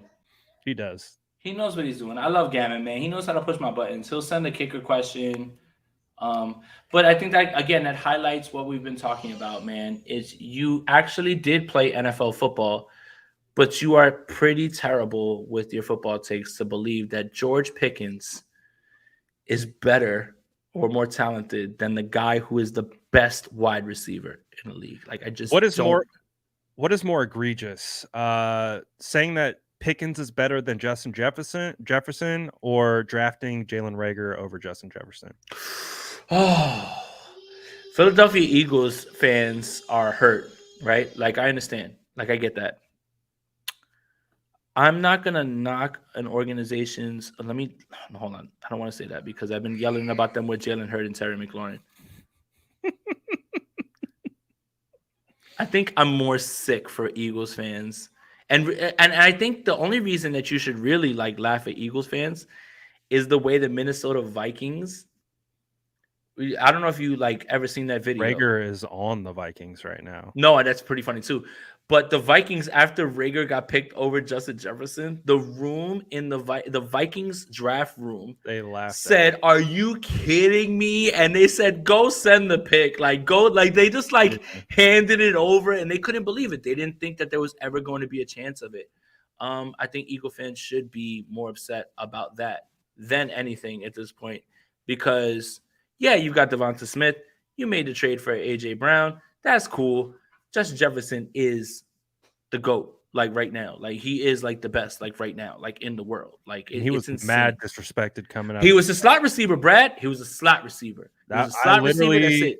That's it. You know, he was my guy. I was always like, you know, CD was my guy, but I was like, this should be the big four, not the big three, because it was CD, Judy, Ruggs. And I was like, there's no reason why Justin Jefferson shouldn't be in this conversation of who's the best wide receiver in this class. And sure enough, guess who the top two guys are right now? CD Lamb, Justin Jefferson. Brandon Knight. So, well, and also let's use transparency, because I told you opinions are wrong every day. So let's talk about my opinion that was wrong.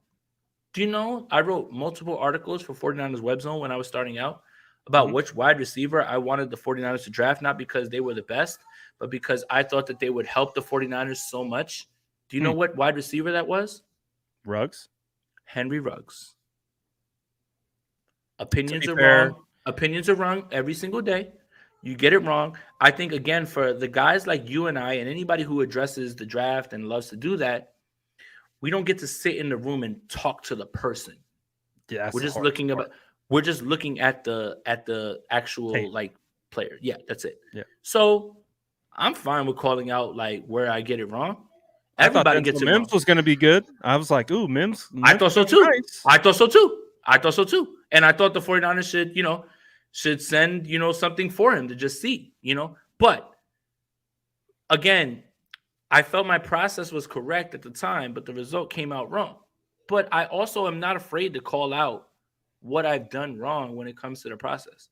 But I'm also not going to sit there and lie when I get it right, like Terry McLaurin. Like, I don't care. Like, I don't want, like, I'm not going to let that slide.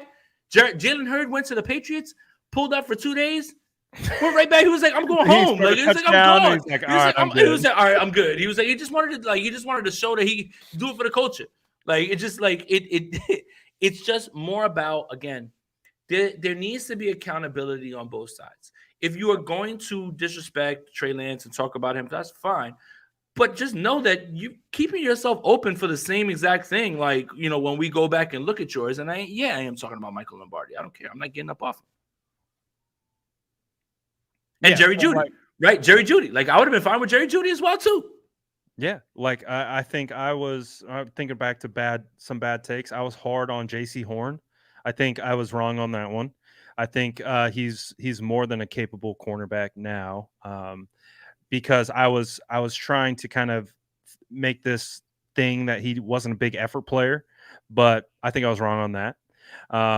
So that, that's the thing about the draft evaluation is you got guys with their entire careers staked on picking the right guy, and they get it wrong. Like, they're not doing it because they're just like, whatever.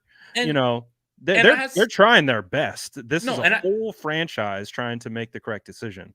And Brad, I had someone, point that out to me, like, I agree that Michael Lombardi's a clown, but like, the draft is a crapshoot. I don't disagree with that sentiment at all. But when Bill Belichick says, I want to draft Warren Sapp, and you as Michael Lombardi says, I don't think you should do that. You should trade down to pick 30 for a guy who in 2 years works at a Walmart. That's where we kind of like Warren Sapp is almost like the opposite of a coin flip. That's the opposite of a coin flip, right? Like when you watch him, it doesn't take the greatest scout. Doesn't take the greatest football brain to look at Warren Sapp and say, you're a hooper. Like, you're going to ball. Like, this is almost a can't miss at number 10. What would be the change of course for both those franchises if the New England Patriots draft Warren Sapp as opposed to the Tampa Bay Buccaneers, who said, thank you. Can't believe that you did this. Appreciate you. And that's the part that it's just like there's guys that you have feelings on. You have a feeling about them, right? And in the first round is your best chance to hit. That's even that is like less than 50%, right? Like Brad, like we've gone through the numbers. Mm-hmm. But you look at Warren Sapp, man, and you have to like with the most casual football mind, look at Warren Sapp and say, that's a hooper. That's a guy that's gonna hoop. And they decided not to draft him. I just don't understand. I don't understand that one. I don't get that one. Also, too, like I remember going to bat for Aaron Donald because everyone was cooking him for He's his too small. measurables. Yeah, and I was like, "No, you guys are tripping. Like that's not going to be a problem at all. Like he's proven in every aspect. Oh, but look at the measurables. Like, and again, that's why I'm not a big fan of measurable conversations because individual success is individual to the person. There's so many examples of your Darren Sproles, of your Aaron Donalds. Like guys can overcome the measurable problem. That's why when you talk about the Brock Purdy, Trey Lance measurable thing, I just don't buy it because I just need a guy to operate Kyle's scheme, and that's how you need to evaluate this. Hold on. Don't say that. Don't say happened? that because people get upset when you say that Brock Purdy is someone who operates the offense. Don't say that. Yeah, Don't say I that. don't like it. They don't like. They don't like it, but what's wrong with that? I don't know. I had a very good conversation with a friend of you and I, Vish Kumaran. Oh yeah, love Vish. And we talked about the expectations of the 49ers quarterback. And it's just be baseline. Just be baseline. This team is so loaded on defense. Don't basically, for lack of a better term, mess everything up. I think we're kind of underestimating what baseline is because we talked about that tier 3, tier 4 group, right? And all those guys week to week, and Brock Purdy's in there with those guys. All those guys week to week don't mess it up, and make plays certain weeks, right? Like, and you can still win games. It's just funny to me that people have kind of discounted what baseline is and think it's so easy to find.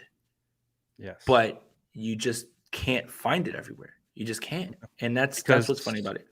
Because what do I say all the time? Intangibles are the hardest thing to scout, but yet they're arguably the most important. And so that's part of the conversation is that you got to have the intangibles. And we're talking about critiquing Trey Lance in that preseason game. He struggled with the intangible aspect of the game. He didn't struggle with we saw the arm. We saw the accuracy. He can do it. We saw the escape the pocket, drop down. We saw him escape out of a sack, get positive yards on a negative play. The measurables and the physicals aren't the issue. The intangible ability to process, read, react, make confident decisions, that's where the critique comes.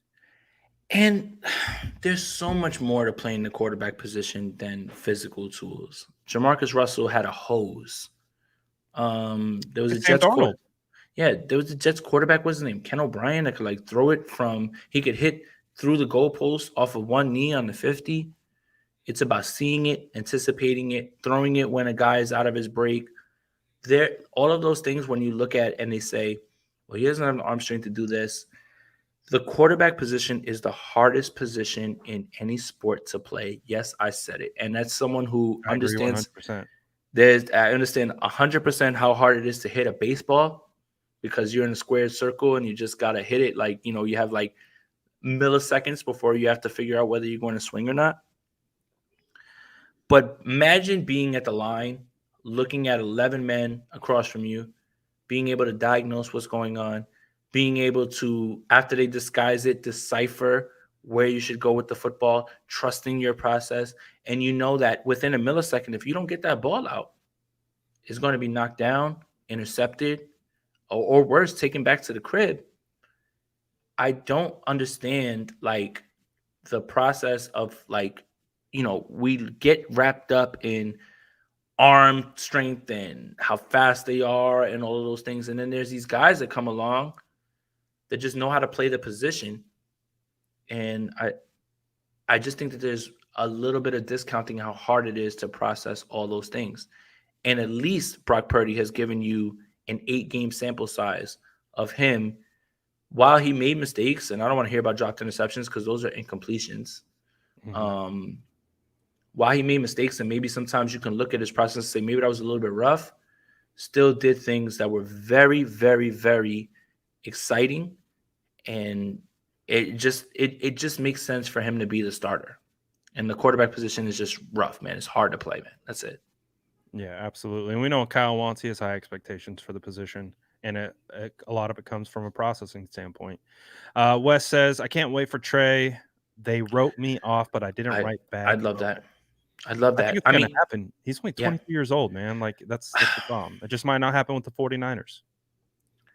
I love when people pile on someone because I want them to shut everybody up. And that's kind of the crux of like how I got into all this. Oh, what do you know about the 49ers? You're from New York. Oh, what do you know about it? You're just a hot take artist and you just work with Grant Cohn. What do you know about it? Okay, keep saying it.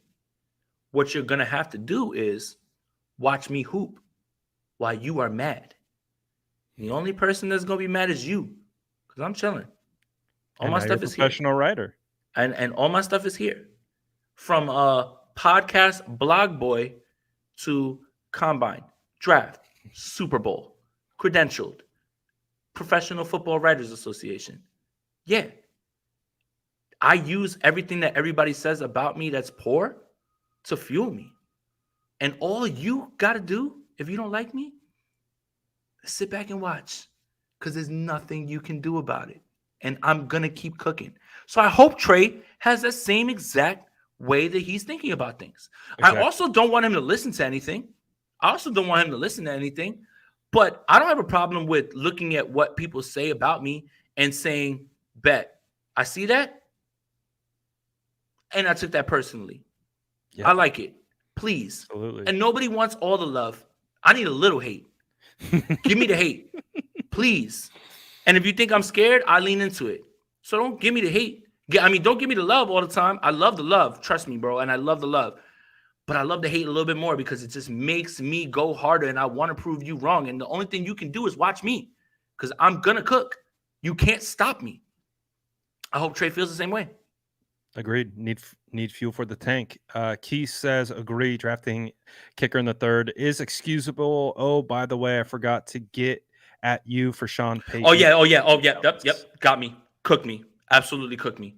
I can't believe that is. I can't believe that. No. I was predicting that Sean Payton was going to be the guy in Dallas and that they were going to get rid of. Oh, I remember McCarthy. that. Yeah. No. Keith, you got me. You cooked me. But nobody wants to bring up the fact that I called Cards to the Saints, Rodgers to the Jets, Jimmy to the Raiders.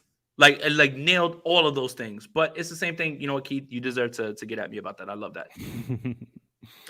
Gammon says, Sports Network reports Lynch wanted to select current Bears quarterback Justin Fields in the 2021 NFL Draft.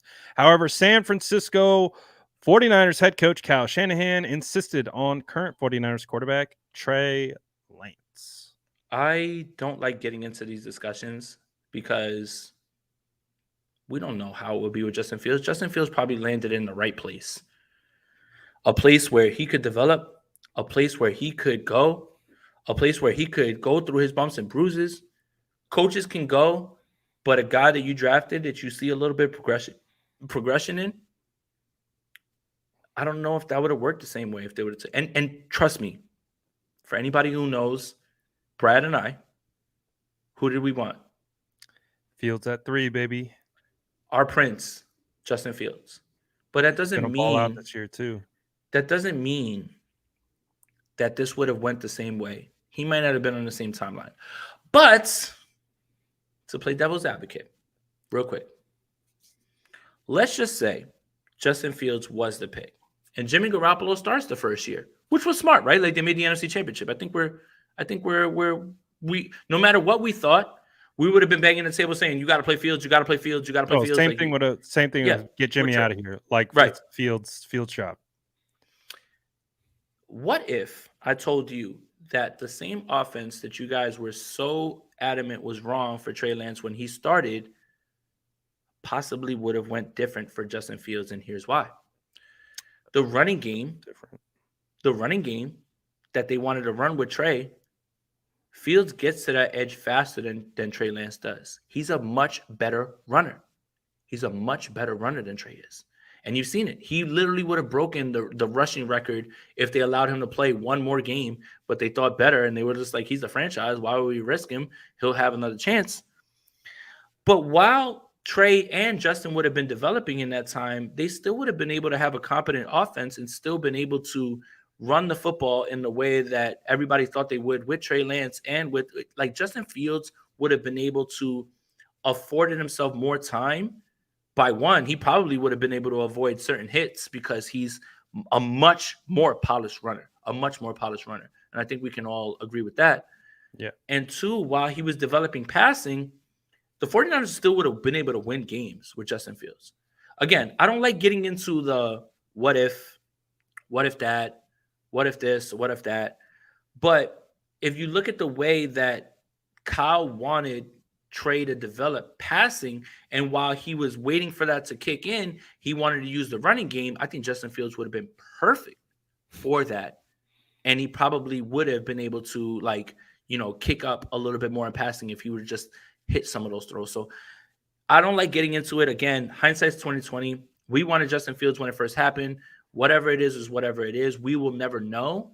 But I do think that if Trey and Justin swap places, things would be much different for both of them, including like Trey being able to be on the Bears and just go ahead and go through his motions and be able to have his moments of where, build from the ground up, basically. Right. And with Justin would have been able to help this team win games because they would have been able to run the football the way that they thought they would with Trey during the time that they were trying to wait for him to develop. That's it. Could you imagine like two quarterback sets, like, or the two quarterback offense with Fields, like, oh my gosh, it would have been crazy. Even putting those guys on the field at the same time, you could literally line Justin up at running back and you could throw out of that. You could, like, it would be. I think it's a lot. And I know you agree with me, Brad. It's just like Justin would have hit edges quicker. He hits corners faster. He's a faster runner. He's a better runner. He knows when to protect himself. All-around better runner. Just an all-around better runner while he's developing the passing. And all those same play-action throws would still be there. Sure, Justin would miss some of them, and we would just say, damn it, like you missed. But it would be a lot harder to convince me that Justin wouldn't be injured as much or, possibly. I don't know how that would work. Obviously, he got injured when he was with the Bears. But he's just a better runner. He's just a better runner. That's all. Yeah, absolutely. We don't know what it would have turned out to be. We don't know what it would have been. Yeah, no idea. I mean, I've heard some things, but I saw Wonder in the chat. What's up, Wonder? Where you at, yo? Good to see you. We don't know. Right now, worst trade: Trey Lance or Russell Wilson. Ooh, I don't know. I mean, Denver traded for Russell Wilson. I don't think that's a bad trade for Seattle. Seattle is like completely stockpiled. Oh, yeah. And I guess with the same thing with Trey Lance, right? Like Miami, what did they get? Tyreek, Bradley Chubb, Jalen Waddle. Obviously, there's a lot more that went into it, but those 3 picks were used to help supplement those players. Oh, there she is. What's up? Hey, good to see you. Yeah, man. I don't know. You know what? You go first, Brad. You got it. Worst trade. I mean, the problem is like we at least know Russell Wilson has been at the mountaintop, and there is a possibility that it comes back with better coaching and maybe a different style of coaching. Like, we still don't know what Trey is, and I don't think we're going to know what Trey is for a while until he gets an opportunity to go out there and start. So it's like, again, I think the fatal flaw in this whole situation is not necessarily like who they picked. It was the 49ers trading up to 3.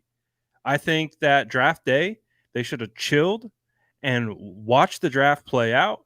If one of those guys slides out, it's not going to be Trey. Trey's going top 4 picks regardless. Zach Wilson's going top 4 picks regardless. And maybe that works out to the benefit of the 49ers. And maybe they get Mac Jones at 12. Maybe they get Micah Parsons at 12. Maybe they get Rashawn Slater. Maybe they get Waddle. Like, there's a lot of scenarios right now that if they just stayed at 12, they would be in better shape than they were right now, moving up to 12 or moving up to 3. Having said that, Brad, can you think of another team that has invested so much into a 1 pick that has been able to sustain the amount of success that they have? Not necessarily. That's the funny part about this. It's the funny part about this whole situation with the 49ers. And I think that's why a lot of the organization, I don't want to say they escape blame, but think about this. If you would have said a team invested this, and he would only play this many games, and he would be injured, and this team would turn into this, and this,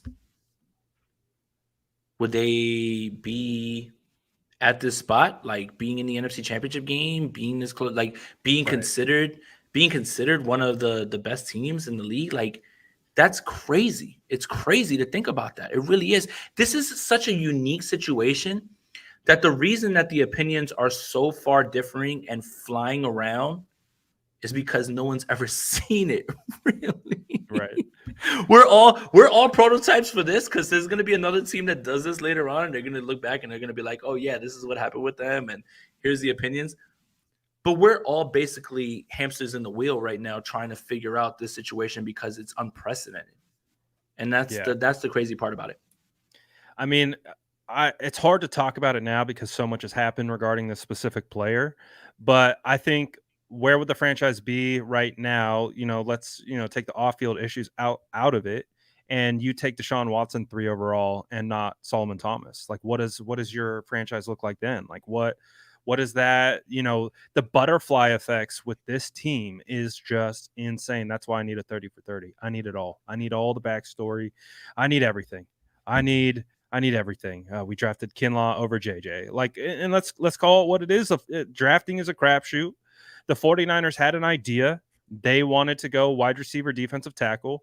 I was not opposed to that. I wanted wide receiver, defensive tackle, but I wanted wide receiver first, defensive tackle second. My entire plan was draft CeeDee Lamb and then draft Jeffrey Simmons at the bottom of the one. That is literally, I talked about it at nauseum. That's what I wanted. CeeDee Lamb, Jeffrey Simmons. I wanted that stack. They flipped it. They went Kinlaw, Ayuk. Obviously, Ayuk turned out to be a great pick, and he's turned out to be a great 49er. But, Javon is like, it is what it is. He's a backup defensive tackle right now. So, and Jeffrey Simmons just got paid an insane amount. So the process, like, I think what they were thinking was, I'm okay with it. Just didn't work out. He got injured. He was hurt. They I don't know. It just didn't work out. I mean, leaving with Javon Kinlaw, no matter what you feel about his draft capital and Brandon Ayuk, is probably not the worst thing in the world. Right. And the Javon Kinlaw pick isn't the reason the 49ers haven't been able to finish the job. Right. But Brandon Ayuk is a find.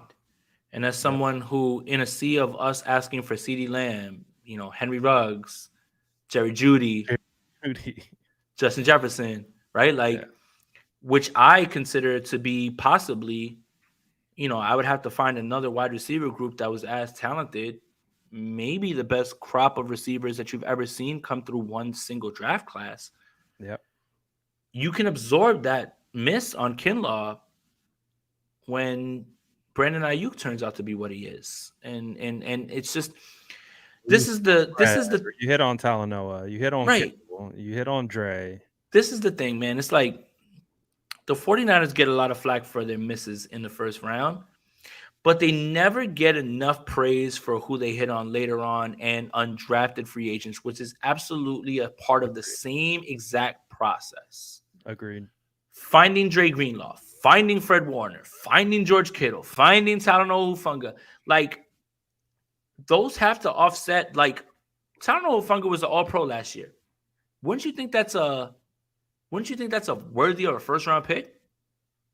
Oh, yeah. So doesn't that, like, kind of cancel out what they've done, like, in certain spots? It's just, when you are built so solidly, when you are able to build a roster that literally every single person who watches the NFL can say the San Francisco 49ers are probably the most top to bottom best team in the league, and God help you if they ever find a guy at the quarterback position. Like God help you if they ever find one of those guys at quarterback. I think there's something. They tried. They tried. And it doesn't always work out that way. But there's always the conversation about the fact that 1 through 53, no matter what you think about the quarterback position, the 49ers are probably the most loaded team in the league. You have top 1-2 guys at linebacker, left tackle, tight end, running back. Like you are talking about things that teams dream of. And literally the only thing people can talk about is don't ever let them get that guy at quarterback. Don't ever let them get that guy. And your point, still built the best roster in the NFL outside the quarterback position, right? I think we all agree with that. Like, it's still a phenomenal, and they still have misses. Every team has misses. Yeah, every team has misses. I think this comment is a bar. Where did it go? My take about this front office is they can't draft for need, but they can draft talent. I think that's one of the most profound comments that I've ever read in this chat. Shout out to Axel, man. He's a big fixture in our chat, man. Like he's cooking, man. Like with this, I agree 100%. When they draft for need, they overextend themselves a little and bit. They go after guys that maybe other teams wouldn't get, or like they kind of overdraft, but then they find the value and the hidden talent in the later rounds, and it offsets each other. It's like they take their shots, they don't always hit. I mean, they hit on Debo, they hit on Bosa. So it's not all they hit on Ayuk. That it's not all fails, right? No, but they miss on Pettis. That's a huge miss. Like you trade up to get Pettis, you trade up to get Sermon. Like it goes both ways. Like, and when they've drafted for need, they have come out on the wrong side of it. I would say more when they've drafted just pure what feels like talent. But I think that's a good comment. I think when you force a draft pick for need as opposed to pay, this is my process, as opposed to taking best player available, I think that's when you find yourself reaching because you need something instead of playing guys like, picking guys that can help. And I saw somebody say, well, what if Brock Purdy is that guy that I was talking about? If he's that guy, then this team, there needs to be a 30 for 30 on how the 49ers built a team where they're so top heavy and they pay literally the best at every single position, and they won a Super Bowl with a guy who does not count against their cap. There needs to be a masterclass that needs to be taught about it and how you can circumvent draft misses and how you can build a roster to this degree. So I would love for him to be that guy. But what I meant by that guy was going back to what we were talking about, like the tier 1 guys. Don't let them get a Mahomes. Don't let them get a Burrow. Don't let them get, even if, I know the snarky comments are coming. They passed on all those. Okay. You guys have a fair point there, like 100%. But when you look at the way that this team has built themselves, if Brock Purdy becomes that guy and he doesn't even count against the 53-man roster in cap hits, start the 30 for 30 now. Like, there was something, I can hear the narrator right now. What if I told you a 7th round pick who was the last pick in the NFL draft would lead the 49ers back to prominence? This is 30 for 30. If Purdy wins a Super Bowl with this team, there will be a movie about it. There's just needs to be. It's gonna 100%. happen. It's Rudy. It's Rudy all over again. So again, like there's still. I think we talked about the name too. I think we didn't we call it relevant? Like that was the Mr. name Relevant. Of the motion. Yeah. Again. So like it's the same thing. It's like the 49ers are trying to do something that nobody else is doing. Everyone else is so focused on making sure that they pay their franchise quarterback that they have to like let guys go because of these contracts. The 49ers are literally trying to fortify everything around a quarterback that they don't have to pay, to the point that literally they're making his job as simple as they believe they can be. But at the same time, they're trying to do something that nobody else has done. If you look at the last few Super Bowl winners, and Nick Foles is probably the exception, the last Super Bowl winners all have been guys, dudes, the best of the best, right? Like, Stafford won, but Burrow was in there, right? Like, and I think we can all agree we probably should have been there instead of them. And I want to open up old wounds, but yeah, but like, it's the 49ers are trying to do something that is against the grain. As of right now, what they've built, being to as many NFC championships in a row, being on the cusp of being at a Super Bowl with the quarterback play that they've received, it is something that is a bit unconventional, But can you argue? I said Nick Foles. I literally said Nick Foles. But Nick Foles, there's no Nick Foles story without Carson Wentz hooping to get them to that position. By the way, playing at an MVP level. I literally just said Nick Foles. Like I don't see how that was missed. But every single other guy besides Nick Foles, who has a statue outside of the Philadelphia Stadium, by the way, and you were there, you saw Nick it. Foles does. Nick Foles does. It's him and Doug Peterson calling Philly. R.I.P. Carson Wentz. R.I.P. Carson Wentz. And he had to go into that stadium and look at that every single day. He literally had to do that. But and look, I don't disagree. Like I see Joshua Jeter saying having a great roster without a franchise quarterback is fool's gold. Yeah, again, the 49ers are trying to buck a trend. They are trying to buck a trend because when you have a guy who's a dude like Mahomes, like Burrow, like Josh Allen, you can mask certain things that your team doesn't do well. Maybe your defense isn't great on the back end. Cool. I've got a quarterback that in 30 seconds can get me in the field goal range and can finish the game. Or I've got a quarterback who can put up points in a minute because of the personnel that I built. Like all of that stuff literally right now is the 49ers are trying to buck a trend. And they're trying to win a Super Bowl in the most unconventional way at this point. If they get it done, they look like geniuses. If they don't, then they open themselves up to limitless criticisms on their quarterback evaluation process. And I think that that's the risk that they take when they are going to go in this fashion. Yeah, it's almost like they reverse engineered the roster, right? They built it inside out versus going with the quarterback and letting everything fall into place. And that's why they didn't take Deshaun Watson or Patrick Mahomes, because that was our plan. They wanted to build out the trenches. They wanted to do that kind of stuff first. And so that's what they did. Gammon, with I think so our last super chat. I mean, you guys' super chats have kept us around for 2 hours. So I think we finally got to the last one. Gammon says, is this a sign of deeper issues within the regime? And I think that's back to his original super chat about Fields Lance disconnect, which again, I don't know. I don't know who the 49ers wanted at 3. We know who they did take at 3, and that's what they've done. So I don't know. Gammon, I love you, man. I don't know if there's any deeper issues right now with this regime. I think anyone's biggest claim is just like, you didn't want to go see Watson. You didn't want to go. He said another one to make sure that we kept going. You didn't scout Watson. You didn't scout Mahomes. You wanted Beathard. You were waiting for Kirk. You passed on Brady. And then traded for Jimmy. Right, you traded for Jimmy. And then after, you literally sit there and you check in on every able-bodied 2-arm quarterback in the world to move on from Jimmy, like, Matthew Stafford, all those guys, things like that. And then when all of those plans fail, you move to 3 because you want to make sure that you get a guy. And that felt like plan Z at this point.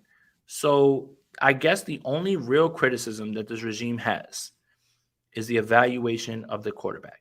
I think that's it. And what they're playing. Valid. I think that's it. And Phillip Rivers would have only won the Super Bowl if they would have made the Super Bowl. But imagine the legend of Phillip Rivers being the guy who comes in and plays one game. He plays one game. Out of retirement, one game, and it's a Super Bowl. That would have been his only ring. He doesn't have a ring, right? And he beats Patrick Mahomes.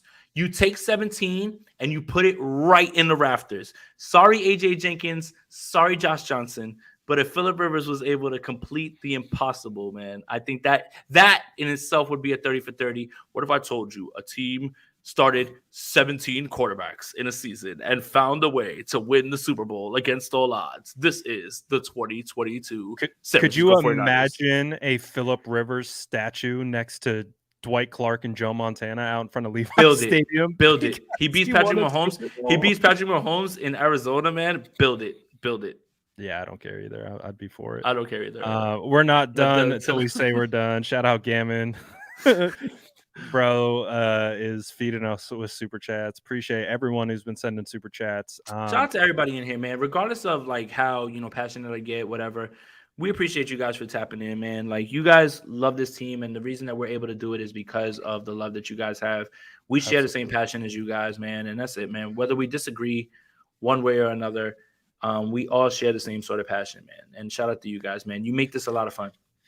I don't love this one because I don't love promoting slander of, if you're a fan of a certain person, he says JT O'Sullivan is Lance Fangirl's daddy. Like JT O'Sullivan, He actually was very fair. I mean, I would implore I didn't anybody think to there was watch the anything QB wrong school. with it. He didn't have too many things to say that were nice. Again, when you are focused on evaluating football and football, just football, those are the kinds of opinions you're going to have because we've talked about it. When you're evaluating football, you aren't bringing in the new one. You're not bringing in where he was drafted. You're not bringing in like a ton of like, okay, well, yeah, you understand it. Like you understand he hasn't played for a while, but you're also just breaking down the facts of what the tape is showing you. And you have to talk about and discuss what is being done on tape. And if things aren't good on tape, it's not good on tape. And so that's just it. It is what it is. And I think he did a really good job of breaking it down exactly how it was.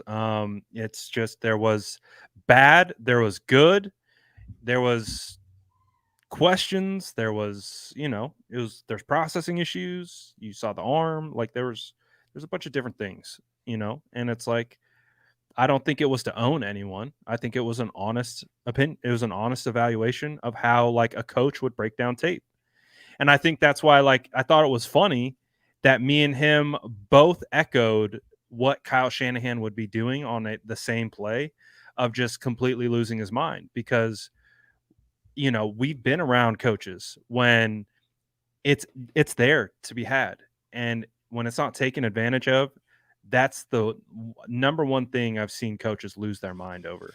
Just if it's there, it's designed, it's executed by all 10 other people, and you get the look that you want, and it's there, and you make an issue, like that will make coaches' heads explode because they're like, this is what we work for. This is why we practice. This is why we install. This is why we do this to hit this in this moment. So I get it. I don't think it was owning anyone. I think it was just an honest evaluation. Yeah. Look, again, I'm gonna keep saying it. No matter how much we argue with each other, no matter how much we get riled up, no matter how much I get riled up, at the end of the day, I think everybody has the same goal. I mean, we obviously don't have any, say in what happens on the field, but we're all aspiring to be one of those fans that gets like a 3 or 4 year grace window where we're like, hey man, we just won a Super Bowl. We're good. We're straight, and I think that's what we're kind of missing at this point. So, no matter how heated I get, no matter how much I go back at people like in the chat, I'm trying to be better with that. I apologize again if I, overstep, anything like that. I still speak from my heart. It's kind of it's kind of what you get with me. That's why people are so excited about that. Appreciate you, Jason. Jason's in the building. We love each other. Jason on Jason Love. But yeah, like we all at the end of the day want to see this team just get better and just win it all. Like we're just tired of being close. I literally someone said, "What's a sports moment that haunts you?"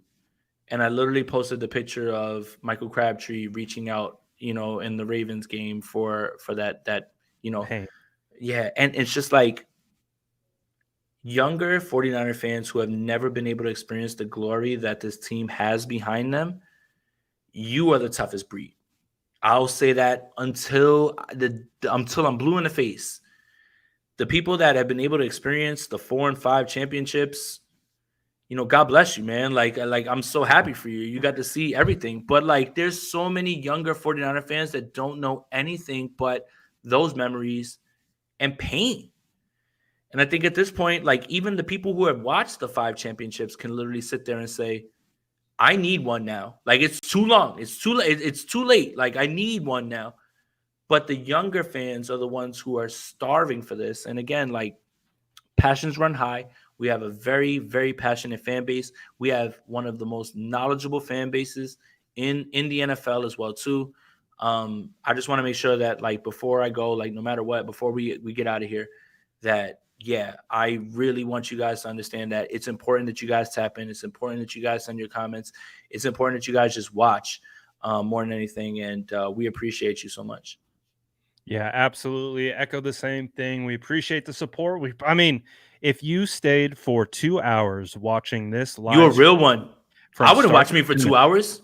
I wouldn't watch me for 2 hours either. Nah. Grab your cookies because you deserve a whole batch of them. But I mean, I think we were able to talk about pretty much everything we wanted to talk about. We knew this was a loaded episode because of all the stuff, and it was, of course, going to be quarterback heavy. And I popped a little bit. So if you We want got to, spicy Aponte. if you want to see me pop, it was early in the episode. I popped. Like I had to let it go, and I know that you guys missed that. Like I love being measured. Like I love being like very much like calculated, and I'm doing a much better job of that. But everything that I've seen this entire week, it was like it was like boiling up like to the point where I just had to let it go. I've been doing this for going into 6 years, 7 years, dude. I can't believe it's that long. But year 3 of doing this full time, and but I've been around for Smith versus Cap. I've been around for some pretty crazy stuff with the San Francisco 49ers, and I've never experienced anything from a national media perspective, from local media, from fans, from content creators. Like I've never experienced this type of toxicity from any of this stuff, man. So shout out to you guys, man. If you pop into our chat, you bring good energy, you bring good vibes. Again, we're not going to agree on anything. I think that's with everything. Like that's one of the things that like me and Jason talk about too. Like we started the show with Jason absolutely cooking me over calling, Moody the franchise kicker. But like, it wasn't meant to be no, about Brad. I know. We're bringing light to the situation. No, can you put that last one up?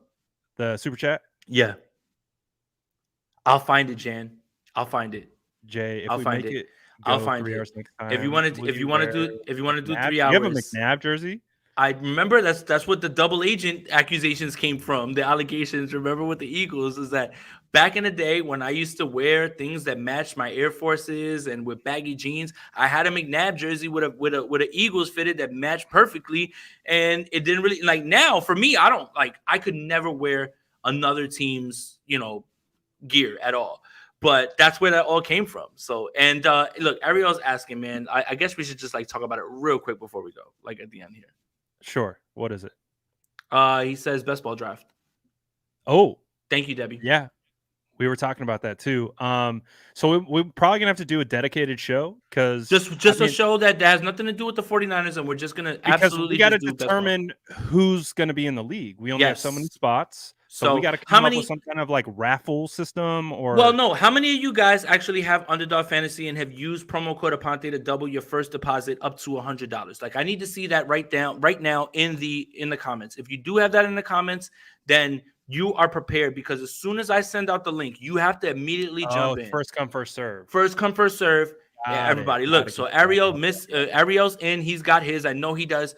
If you are looking to join the best ball draft, which will be 12 teams. With Brad and I, so 10 people, 10, and we will do a whole show where we just talk about nothing but the draft picks and everything, and we go forward. And for anybody who doesn't know what best ball is, it is literally draft your team and never set your lineup. The best players and the best numbers win every single week. So just make sure that you guys are locked in. Underdog Fantasy, promo code Aponte, APONTE. Double your first deposit up to $100. We'll probably set it for maybe a $5 draft, something like that, something that's really small. But it's more about just engaging with the community and just getting you guys involved with us and finding a new way to. And we go all year with it too. Oh yeah, and every state of the franchise, we're going to talk about who's doing what in the best ball draft. Bragging rights. Get ready. Yeah. Do you want to be a part of the community? State of the franchise best ball coming soon. Make sure you guys are locked into Underdog Fantasy promo code Aponte. We are going to set that up sooner than later. Literally, me and Brad were just talking about that. I think it'll happen this week if we can make it happen. We'll figure it out. We'll put it out on our Twitters and stuff like that. We'll let you know. And Charlene, it's available in all states. It's not wagering. It's basically like daily fantasy. So yeah, you're good. You should be fine. Yep. So shout out to you guys. Big episode today, 2 hours long. Appreciate all the super chats. Again, we understand when there's quarterback controversy, there's going to be some animosity, especially in the chat, especially amongst media, especially amongst creators and fans. So the ability to move through these things with style and grace, I think is what I we're don't know trying. anything about that. You I'm do. gonna leave the style. I'm gonna leave the style to you and the grace. Oh, you bring the spice. You bring the style and the spice. I don't know. I think you got the I style don't and know the if you could grace. call it grace for me, but Nah, it's I don't got something. it. I just bring the ginger beard. And anyways, we appreciate all you guys in the chat. And as always, you already know we're on both channels, sub and like both channels, both videos. And anything that you got cooking up, it's Wednesday. You have anything that you want to plug rest of the week? No, just Niners Nation. I put up an article today. What did I write about today? My goodness, about Steve Wilkes and what he talked about with the linebacker 3 position. So, Pro Football Writers of America, Jason Aponte is going to be giving you Niners Nation content every single day as well too. And if you want me to vote for somebody in one of your favorite positions, I'm not afraid, to take like a little To take some extra super chats, take some extra money. Like if you want Jake Moody to win Offensive Rookie of the Year, send that money, man. Send that you money. want Ayuk Offensive Player of the Year? Just send those super chats. Send that money. The No, vibes. it's an honor to be able to say that I've grown in front of your eyes, and none of this would be possible without any of you guys, man. Today's like a really today is a day of reflection and just making sure that I acknowledge the people that like enjoy my content. It's not all of you. Like there's plenty of people here that are just like, God, I hate this guy, and that's fine too. But the people who like ask me constantly questions and engage with me, man, like I appreciate you guys, man. I never would have thought something like this was possible. Absolutely. And congrats to you again. I think new segment for State of the Franchise, special teamer of the week. We can just name, is it Andrew does Tabor? Andrew does that. Andrew special teamer of the week. For anybody who watches Sprint Right Option, you know that Andrew loves to troll me about Sprint. Like we go through when we do the review. Right. That's a Sprint Right option. Hey, look, we can do it on here too as well. Like it's cool. Like if you're fine with that or whatever. But I fully expect when Jake Moody makes his first kick on Saturday that everyone's gonna at me and be like, ha ha ha. The joke's on you. I'm gonna be the first one. I'm coming. I actually want him to make the kicks. Like that's the thing about it. But you are sadly mistaken if you think I'm not gonna get these jokes off, man. You are sadly mistaken. No, we need them. We need this back and forth for the timeline. We need kicker arguments more than ever before. Look at Steph said. Steph, go back and watch the beginning, man. Steph, I be cooking, and shout out to my co-host, by the way, Bully Ball every single week on Gold Standard Podcast Network, and with the amazing, incredible Steph Sanchez and her hair. You need to watch the beginning because I definitely cooked and I was really like yelling and ranting, man. Like you'd love it. All right, I think that's a sign that we need to get out of here.